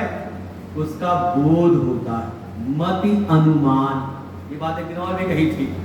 जो तत्व है, जो ईश्वर तत्व है, भगवान है, वो प्रत्यक्ष नहीं है। प्रत्यक्ष प्रमाण का वो विषय नहीं बनते, बल्कि उनका अनुमान किया जाता है। ये जैसे ये हमें व्यवस्था दिखाई दे रही है, आभा मानव मंदिर वरिष्ठ नागरिकों की सेवा के लिए। और जब हम इसमें आए तो हमने देखा बड़ा सुंदर, सब चीज व्यवस्थित है, बिल्कुल जो काम जिस समय होना चाहिए।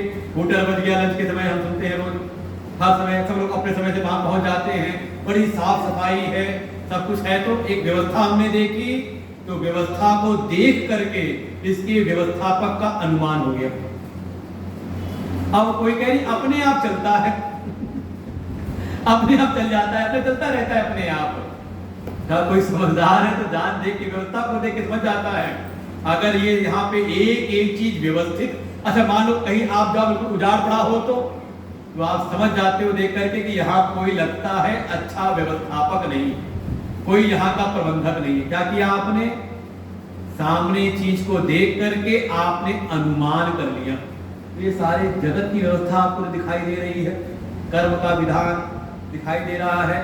तो देख करके आपको अनुमान नहीं होता कि हर चीज उत्पन्न हो रही है, अपने नियम पर स्थित है, और एक समय सब अपने अपने नियम से लय हो रही है।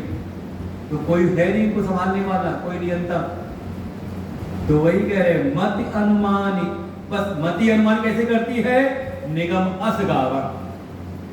वेदों को आधार बना करके, वेदों की जो श्रुतियां हैं, पंक्तियां हैं, मंत्र हैं, उनको आधार बना करके अपनी मति से विचार करते हुए हमें उनका अनुमान होता है कि परमात्मा ब्रह्म है, वही मेरी आत्मा। कैसे हैं? अब उनकी महिमा बताई। बिनु पद चलई सुनई बिनु काना। वास्तव में वो माया की छाया से रहित है, उनमें कोई अवयव नहीं है, कोई अंग प्रत्यंग कुछ नहीं है, लेकिन फिर भी अब अवयव अंग नहीं, मतलब पैर नहीं है, लेकिन फिर भी वो चलता है। अभी सुबह के हैं, मत याद हो, अनेज रति तद नहीं जति तद दूरे तदवंत के इस मात्र सूत्र थे कि वो चलता भी है और नहीं भी चलता है, वो दूर से दूर है और पास से पास है, भीतर है तो बाहर भी है। कब वो अपने स्वरूप में है तो उसमें कोई अवयव नहीं, कोई अंग प्रत्यंग नहीं, लेकिन बिना अवयव बिना अंग प्रत्यंग के भी कहा वो चलता भी है। बिनु पल चलई सुनई बिनु कान, कब उसके कान है नहीं लेकिन फिर भी वो सुनता है। कर बिनु कर्म करई बिनु, कह हाथ है नहीं लेकिन बहुत सारे कर्म करता है। करई बिनु नाना, आनंद रहित उसका मुख नहीं है लेकिन वो सारे रसों को भोगता है। बिनु वाणी, वाणी उसकी है नहीं लेकिन फिर भी सबसे बड़ा वक्ता है, बड़ा जोगी। तन बिनु परस, नयन बिनु देखा, शरीर है नहीं लेकिन सबको स्पर्श करता है।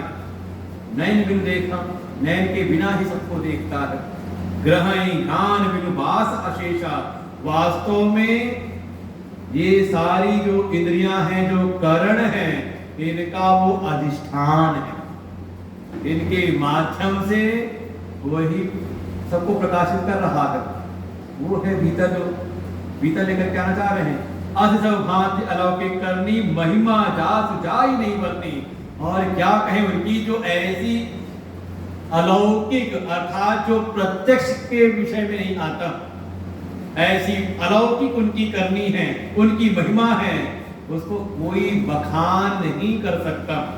इसलिए उपाय होता है नेति नेति करके बताया जाता है, ये नहीं, ऐसा नहीं, ऐसा नहीं, निषेध के द्वारा ही। और सबका निषेध करते करते जो आखिर में शेष रह जाता है और जो निषेध करने वाला वही वो है।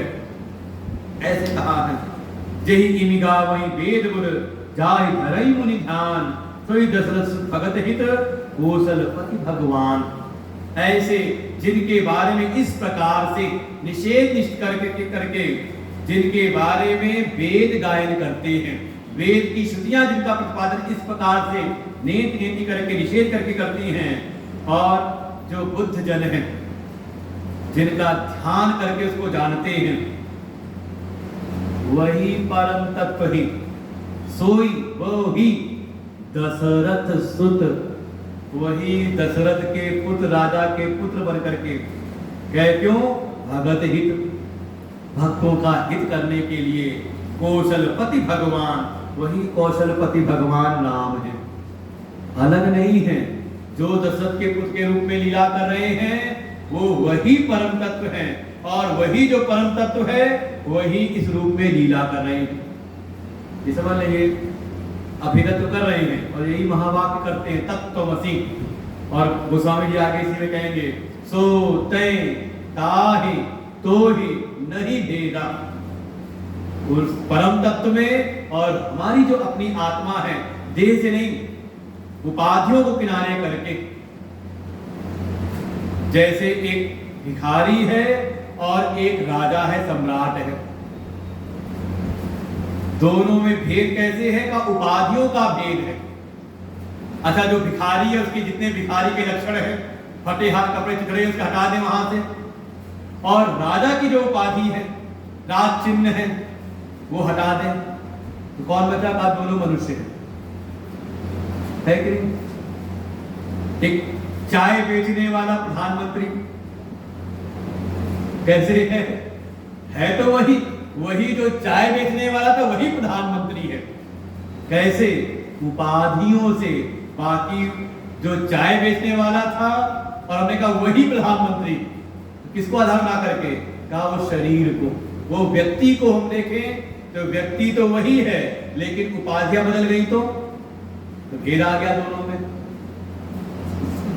आसान है भाव तो लगाएंगे तो। अब उनकी महिमा को वर्णन कर रहे हैं यहाँ पर।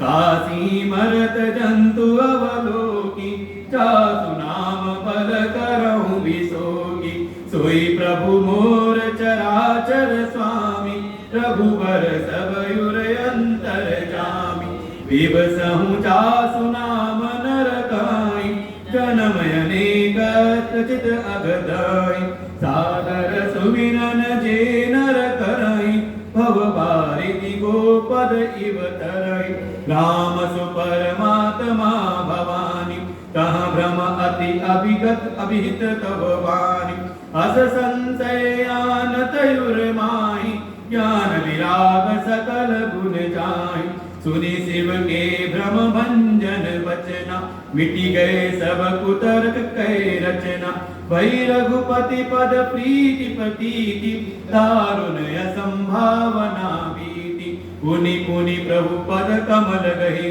जोरी पंकरु पान, बोली गिरिजा बचन बर, मनहु प्रेम रस सान, सियावर रामचंद्र की जय, पवन सुत हनुमान की जय, उमापति महादेव की जय, बोलो भाई सब संतन की जय।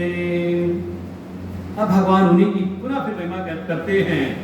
अरे ये वही राम हैं जिनकी कथा मैं सुना रहा हूं। कौन राम, क्या उनका बल है? तो देखो, काशी मरत जंतु अवलोकी, ये वास्तव में काशी की महिमा नहीं है, ये मेरी महिमा नहीं है, बल्कि काशी में जो प्राण त्यागने वाले जीव हैं। भाई स्थान का एक भाव होता है ना अपने भीतर, जहां कहीं कोई एक ऐसा स्थान आपको बहुत लुभाता है, तो भगवान शिव का प्रिय स्थान है काशी, जो उनके द्वारा ही स्थापित है। जैसे भगवान कृष्ण के लिए जो ब्रज भूमि है, वो भगवान की नित्य लीला भूमि है।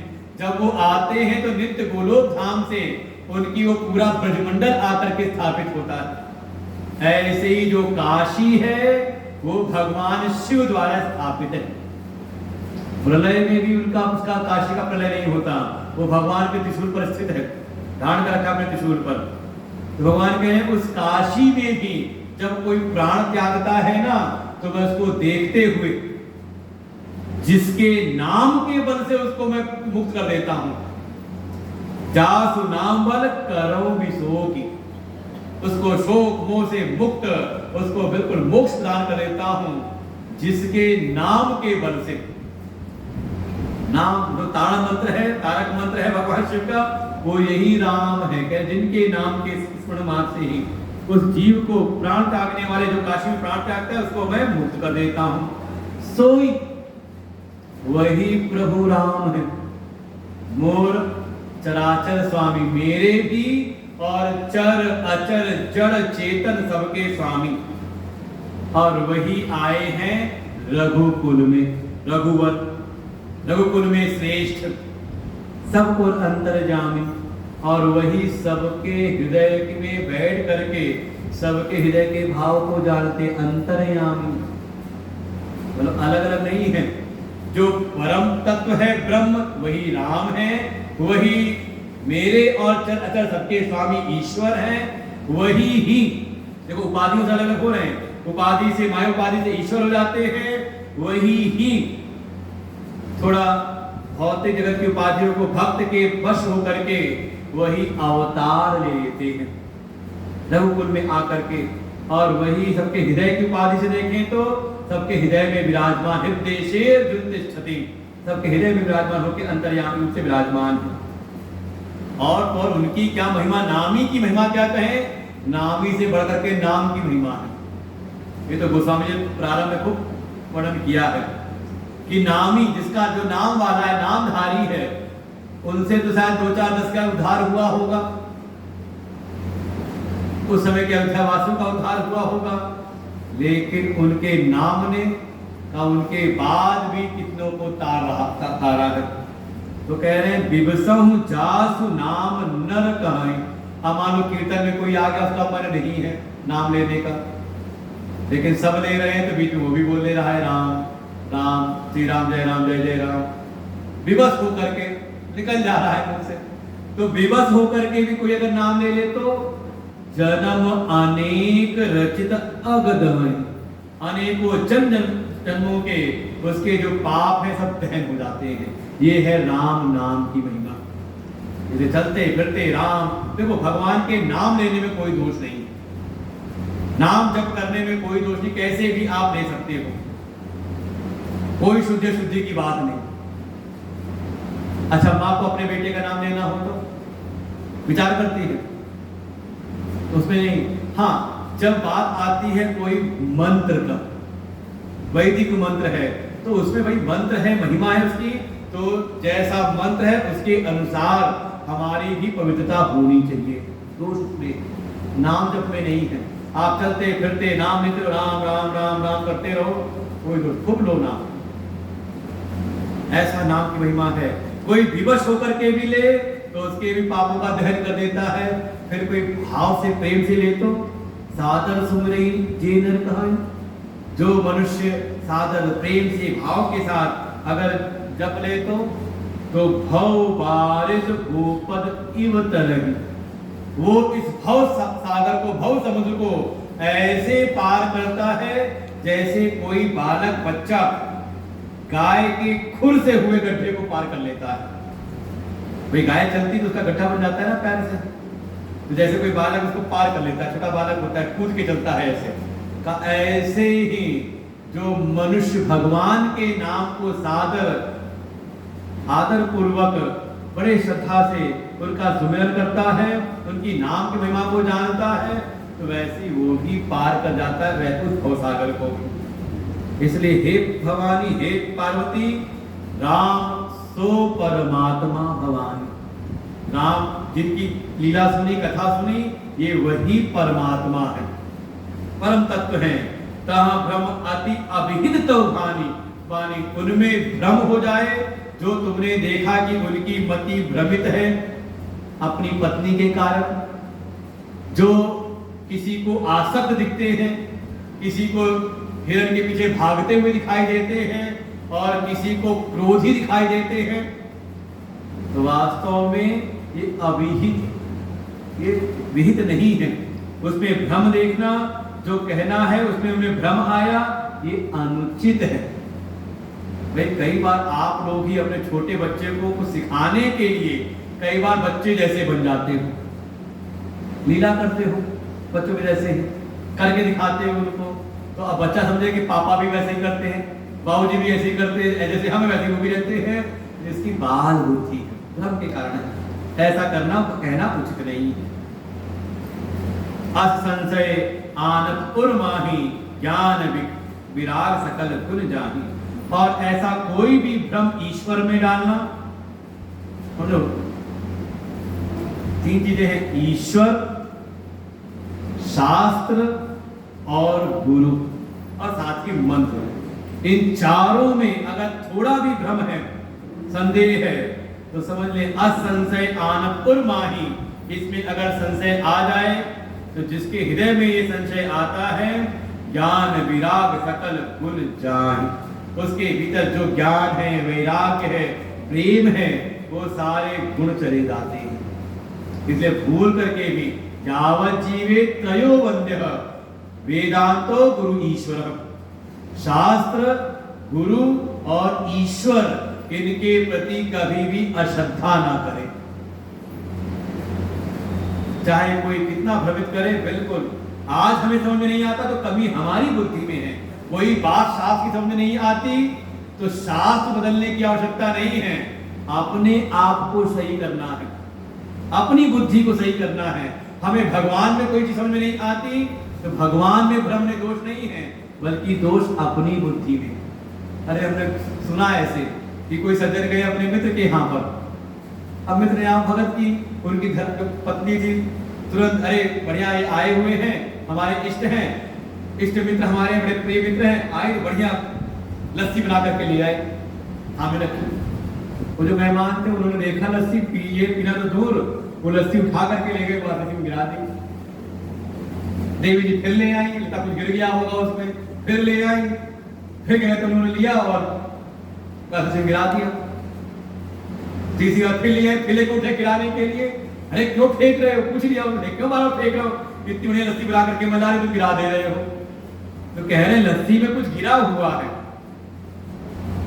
उसने कहा लस्सी में कुछ नहीं गिरा, ये चश्मा पहने हो ना, चश्मा आपके चश्मे का शीशा गंदा है, उस पर कुछ तिनका लगा हुआ है। क्या ये स्थिति कहीं ना कहीं हमारे साथ हो रही है। दोष है अपनी बुद्धि में, अपनी दृष्टि में, और हम आरोपित कर देते हैं किसमें? परमात्मा में, शास्त्र में, और गुरु में बचना स्पास से। शिव सुनी शिव के ब्रह्म भंजन बचना, मिट गए सब कुतरक के रचना। देखो ये है सत्संग का प्रभाव। अगर ये युक्ति, अगर ये पंक्ति अगर जीवन में सिद्ध हो रही है तो समझो कि आप सत्संग सुन रहे हो। केवल मनोरंजन हुआ, अच्छा लगा और आप निकल गए, बड़ा अच्छा सत्संग हुआ, कहा नहीं। ये आना चाहिए सुनी शिव के भ्रम भंजन बचना। जो भगवान शिव ने भ्रम को नाश करने के जो वचन कहे, सुन करके पार्वती जी के भीतर के जो कुतर्क थे, वास्तव में जीव कुतर्क ही करता है, मानने को तैयार नहीं होता है। ऐसे कैसे, ये क्यों नहीं, ऐसा क्यों नहीं, क्या कर रहा है, कुतर्क। वास्तव में तर्क करना है तो तर्क भी करे तो शास्त्र सम्मत, जैसा वेद ने कहा है, जैसा गुरु ने कहा है, जैसा ईश्वर वचन है, इसको हम अपने जीवन में कैसे धारण करें, इसमें तर्क करना है। इसमें तर्क नहीं कि इन्होंने ऐसा क्यों कहा, ये दोष बेवकूफी है, क्योंकि ऐसे तर्क की कोई प्रतिष्ठा होती नहीं। तर्क को अप्रतिष्ठा, आप एक तर्क करोगे 4 तर्क हम नए ला के दे देंगे, आप 4 करोगे हम 8 नए तर्क दे देंगे।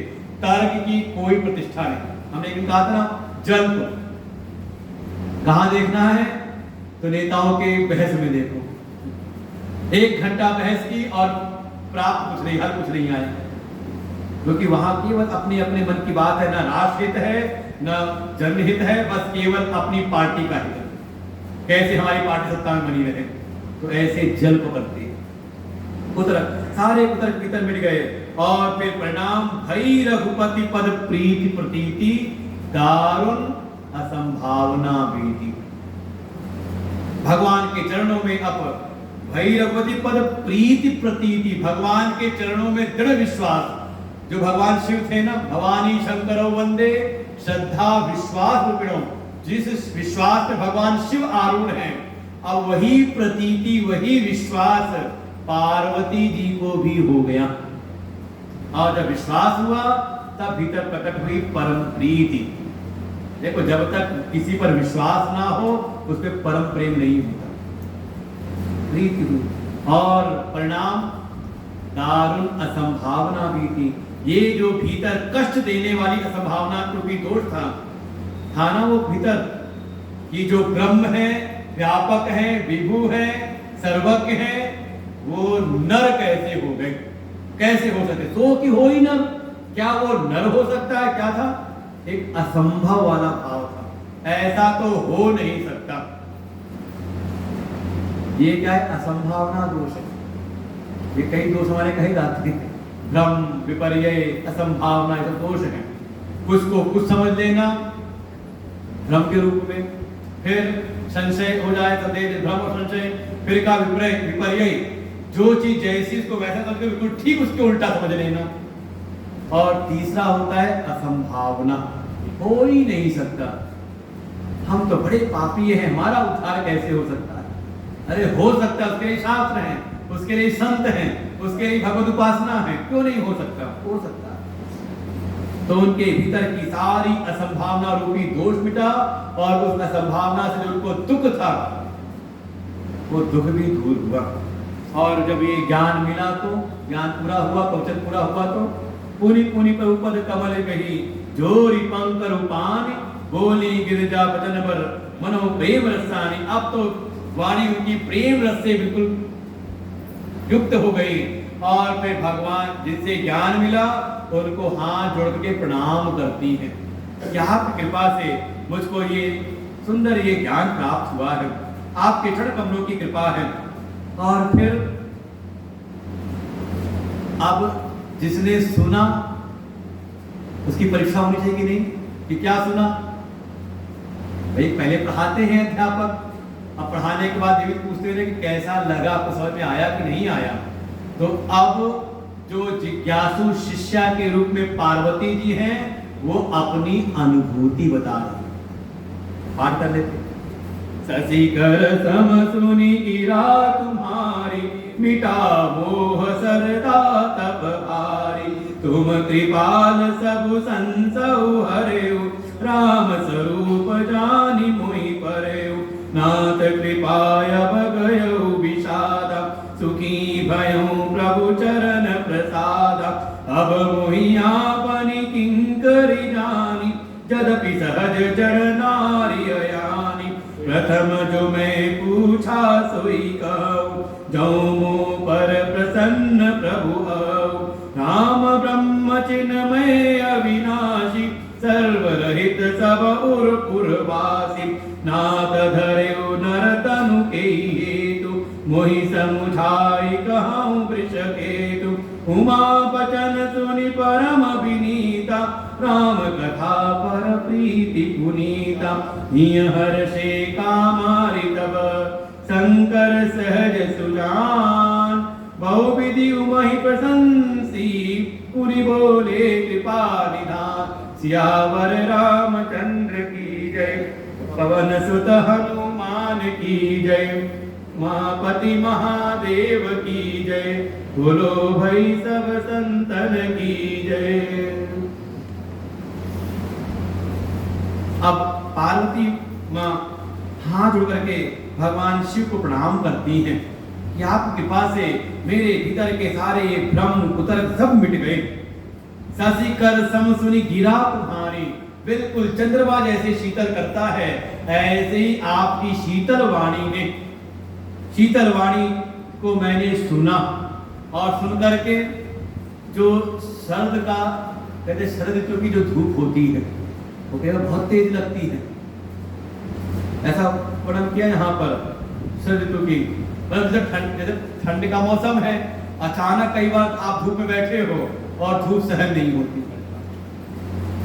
गर्मी समय ऐसे ही शीतलता में जब कहीं वो तेज धूप पड़ती तो बहुत पीड़ा देती है ऐसे ही भले में मतलब अब तक वो वहां पे जेठ वाली गर्मी की बात नहीं कर रहे मतलब शीतलता में कभी कभी जो धूप मिल जाती है कहते हैं अनुकूलता में भी कई बार जो कुछ थोड़ी बहुत प्रतिकूलता आ जाए तो वो जो कष्ट देती है जैसे सती जी हैं तो कैलाश पर जहां दुख का नाम होना नहीं चाहिए प्रभु के सानिध्य में लेकिन वहां भी कष्ट मिला ना जो कैसे संगति कह रही थी कि ऐसे ही जो मेरे भीतर बड़ा कष्ट था जो दुख था वो सबका सब नष्ट हुआ कैसे मिटा मोह उसका हेतु जो भीतर शोक था संताप था वो मिटा क्यों मिटा क्योंकि उसका जो कारण मोह था वो मोह मिट गया।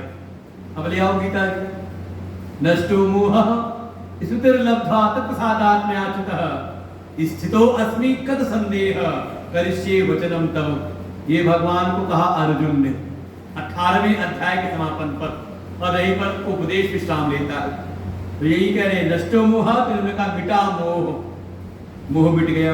फिर तुम कृपाल सब संशय हरे हे प्रभु आपने कृपा करके मेरे सारे संशयों का हरण कर लिया तो नष्टो मोह स्थितिर्लब्ध्वा तत्प्रसादात्मयाच्युतः स्थितो अस्मि कत संदेह संदेह मिट गया यहाँ कहे संशय मिट गया राम स्वरूप जानी मोहि परे हूँ राम का जी का जो स्वरूप है वो मुझको जान पड़ गया मुझे अनुभव हो गया स्थितो अस्मि सारे जो अपने स्वरूप की स्मृति हो आई बिल्कुल मैं जान गई अच्छी प्रकार से नाथ कृपा अब गयो विषादा और ये है ज्ञान का परिणाम।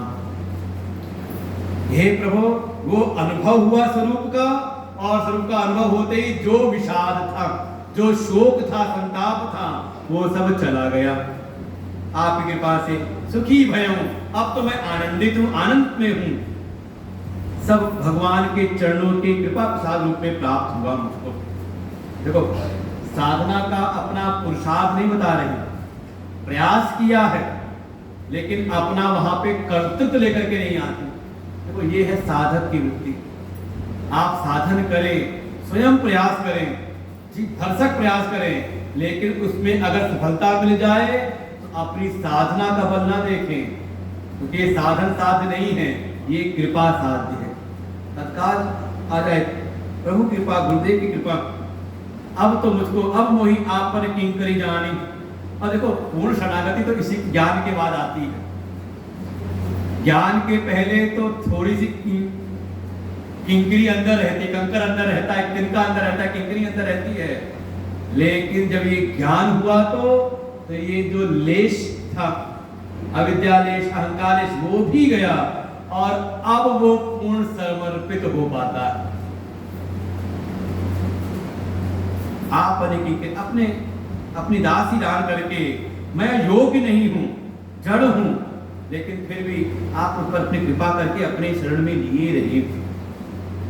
प्रथम जो मैं पूछा सोई कहाऊं, जो मुंह पर प्रसन्न कहूं कहाऊं। अब देखो प्रश्न पूछते रहना, उत्तर हो गए सबके?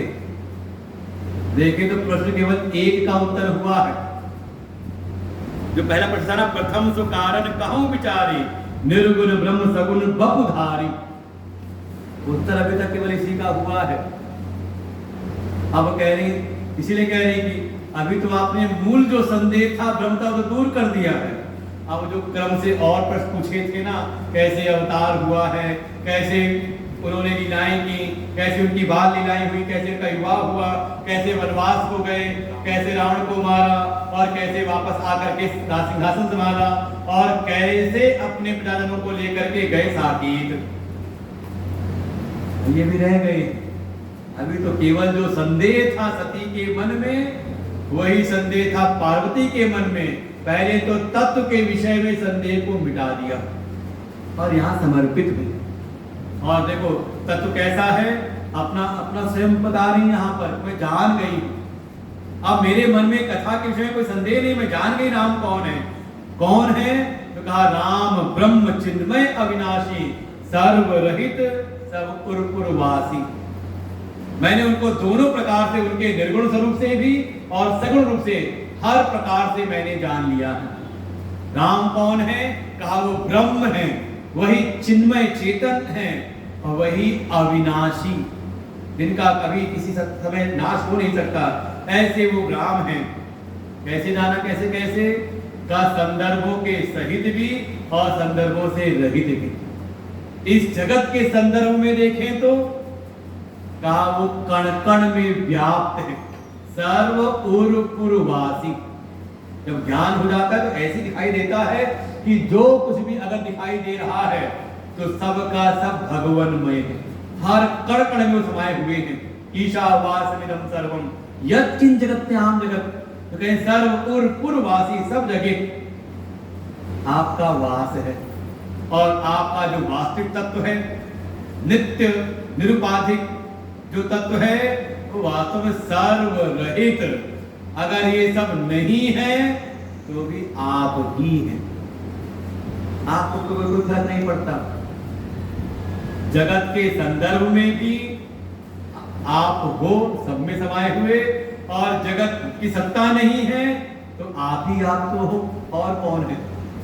ऐसा मुझको ज्ञान हो गया है। अब तो प्रभु कृपा करो, अब तो बताओ नाद धरे नर्तन के हेतु किस कारण से वो उन्होंने अवतार लिया। मोई समझाऊं कहूं वृषकेतु, हे वृषकेतु, जिनके ध्वजा पर वृषभ विराजमान है, जो धर्म प्रतिष्ठित हैं। तो देखो जैसे ही निर्गुण की बात है तो धर्म से परे होगा, धर्म अधर्म सबसे परे होना पड़ता है। लेकिन जैसे ही आप सगुण व्यक्त में आओगे तो धर्म की ध्वजा साथ रखनी पड़ती है, तब धर्म का विधान प्रकट होता है। वो जो तत्व है वो धर्म अधर्म सबसे परे है। लेकिन जब आप आए ना व्यक्त में आ रहे हैं तो मुझे समझाओ कहूं पुरुष के, ये संकेत नाम के संकेत होते हैं। कौन है प्रभु? आप वृषकेतु हैं, जिनकी ध्वजा में वृषभ है, धर्म है। आप धर्म का विधान बताइए। इसलिए आगे जो लीलाएं कथाएं हैं उसमें भगवान की कथा भी है और कथा के माध्यम से एक साधक के लिए, एक जीव के लिए धर्म का विधान भी है। उमा बदन सुनी परम विनीता, राम कथा पर प्रीति पुनीता, ही हर्षे कामारितव। और जो काम का धैर्य करने वाले, काम के शत्रु जो भगवान शिव हैं, पार्वती जी की प्रीति देखी उनकी कथा में, उनकी विनम्रता देखी। देखो ज्ञान से युक्त अगर कोई है तो झुकता है। ये ज्ञान विनयशील बनाती है।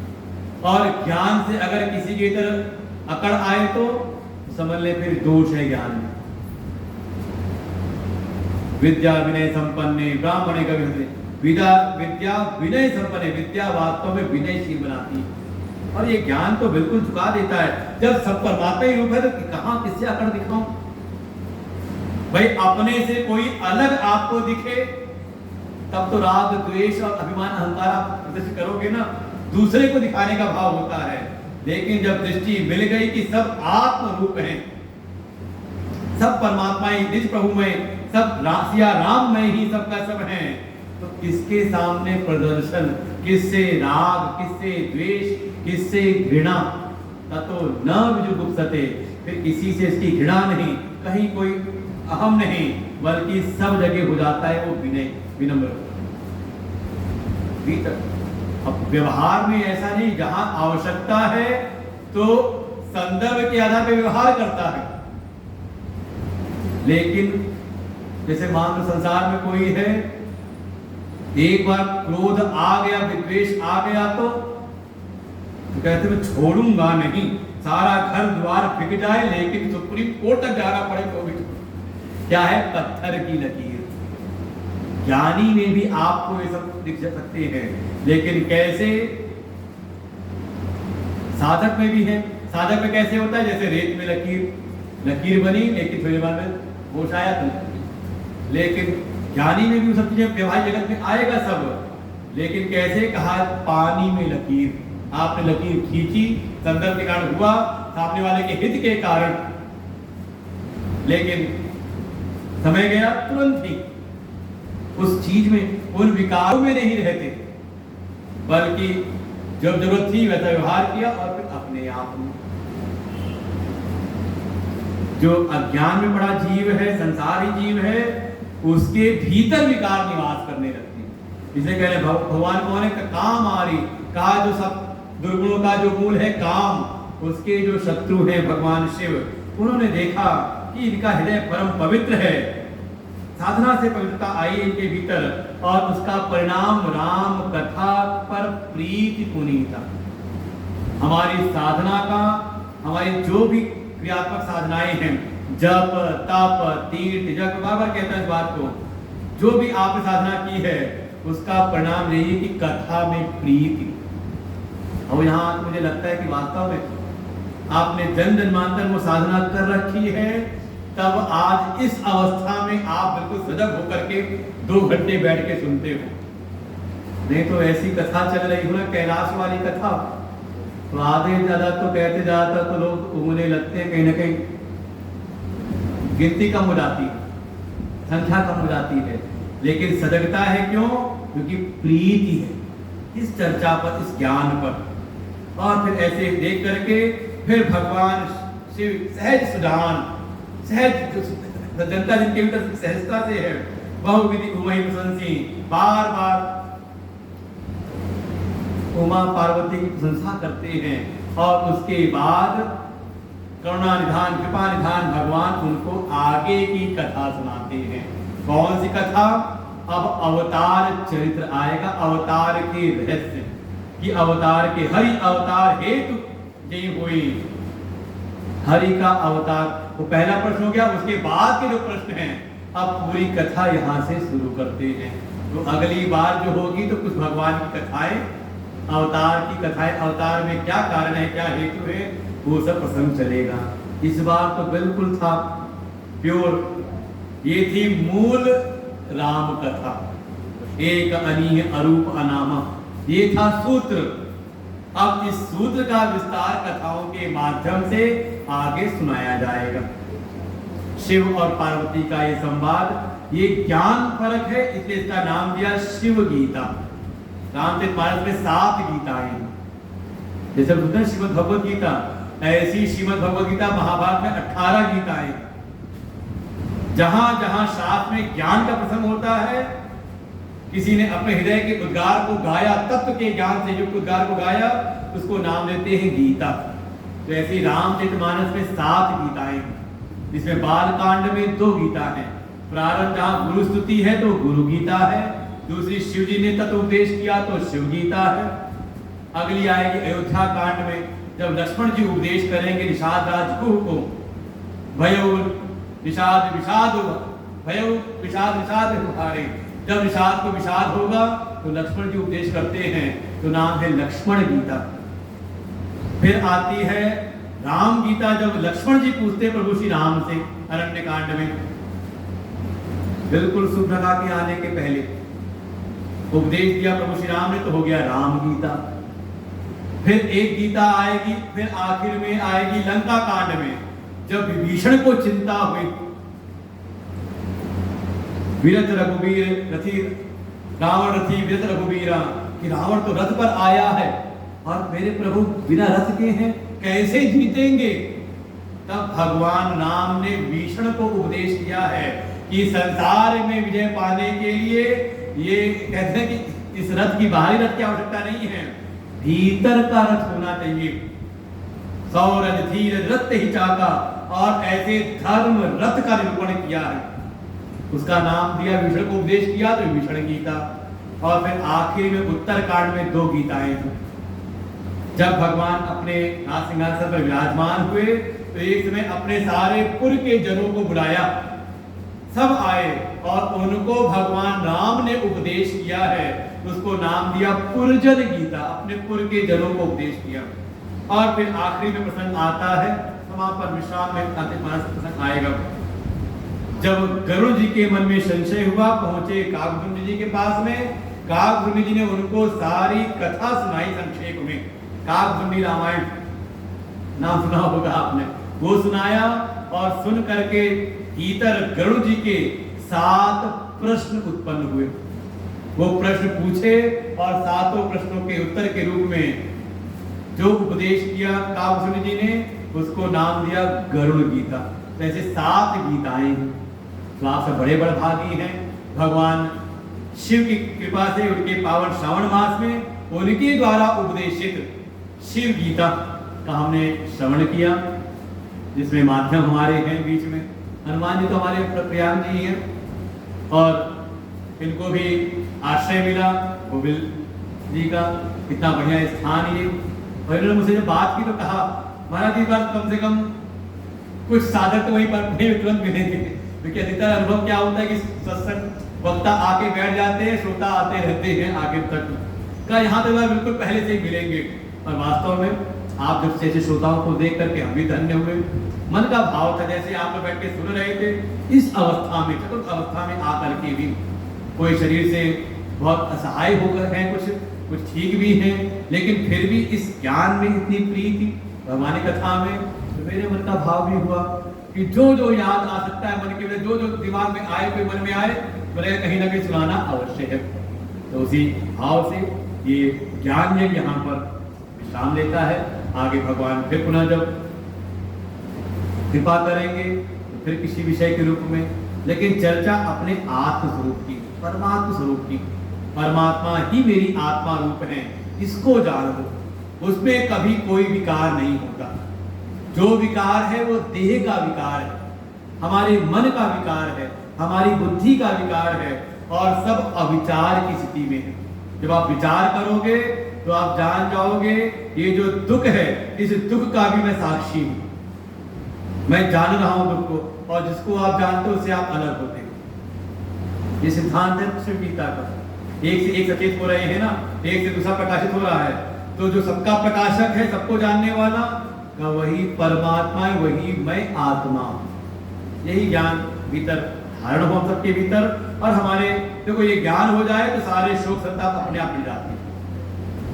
ऐसी कृपा भगवान की आप सबको प्राप्त हो। निरंतर जो भी समय शेष है, भगवान की भक्ति, भगवान की सेवा और भगवत तत्व का बोध, इसमें हम सबका समय, आप सबका समय व्यतीत हो। ऐसी ही शुभेच्छाओं के साथ में इस ज्ञान यज्ञ को यहीं पर विश्राम देते हैं। आगे फिर परीक्षा। पुष्टिनंद भगवान की, सर्वे भवन्तु सुखिनः, सर्वे सन्तु निरामयाः, सर्वे भद्राणि पश्यन्तु, मा कश्चित् दुःखभाग् भवेत्। ओम पूर्णमदः पूर्णमिदं पूर्णात् पूर्णमुदच्यते, पूर्णस्य पूर्णमादाय पूर्णमेवावशिष्यते। ओम शांति शांति शांति। हरि ओम। श्री गुरुभ्यो नमः। हरि ओम। की जय। गोस्वामी तुलसीदास जी महाराज की, हनुमान जी महाराज की जय, व्यास जी भगवान की जय।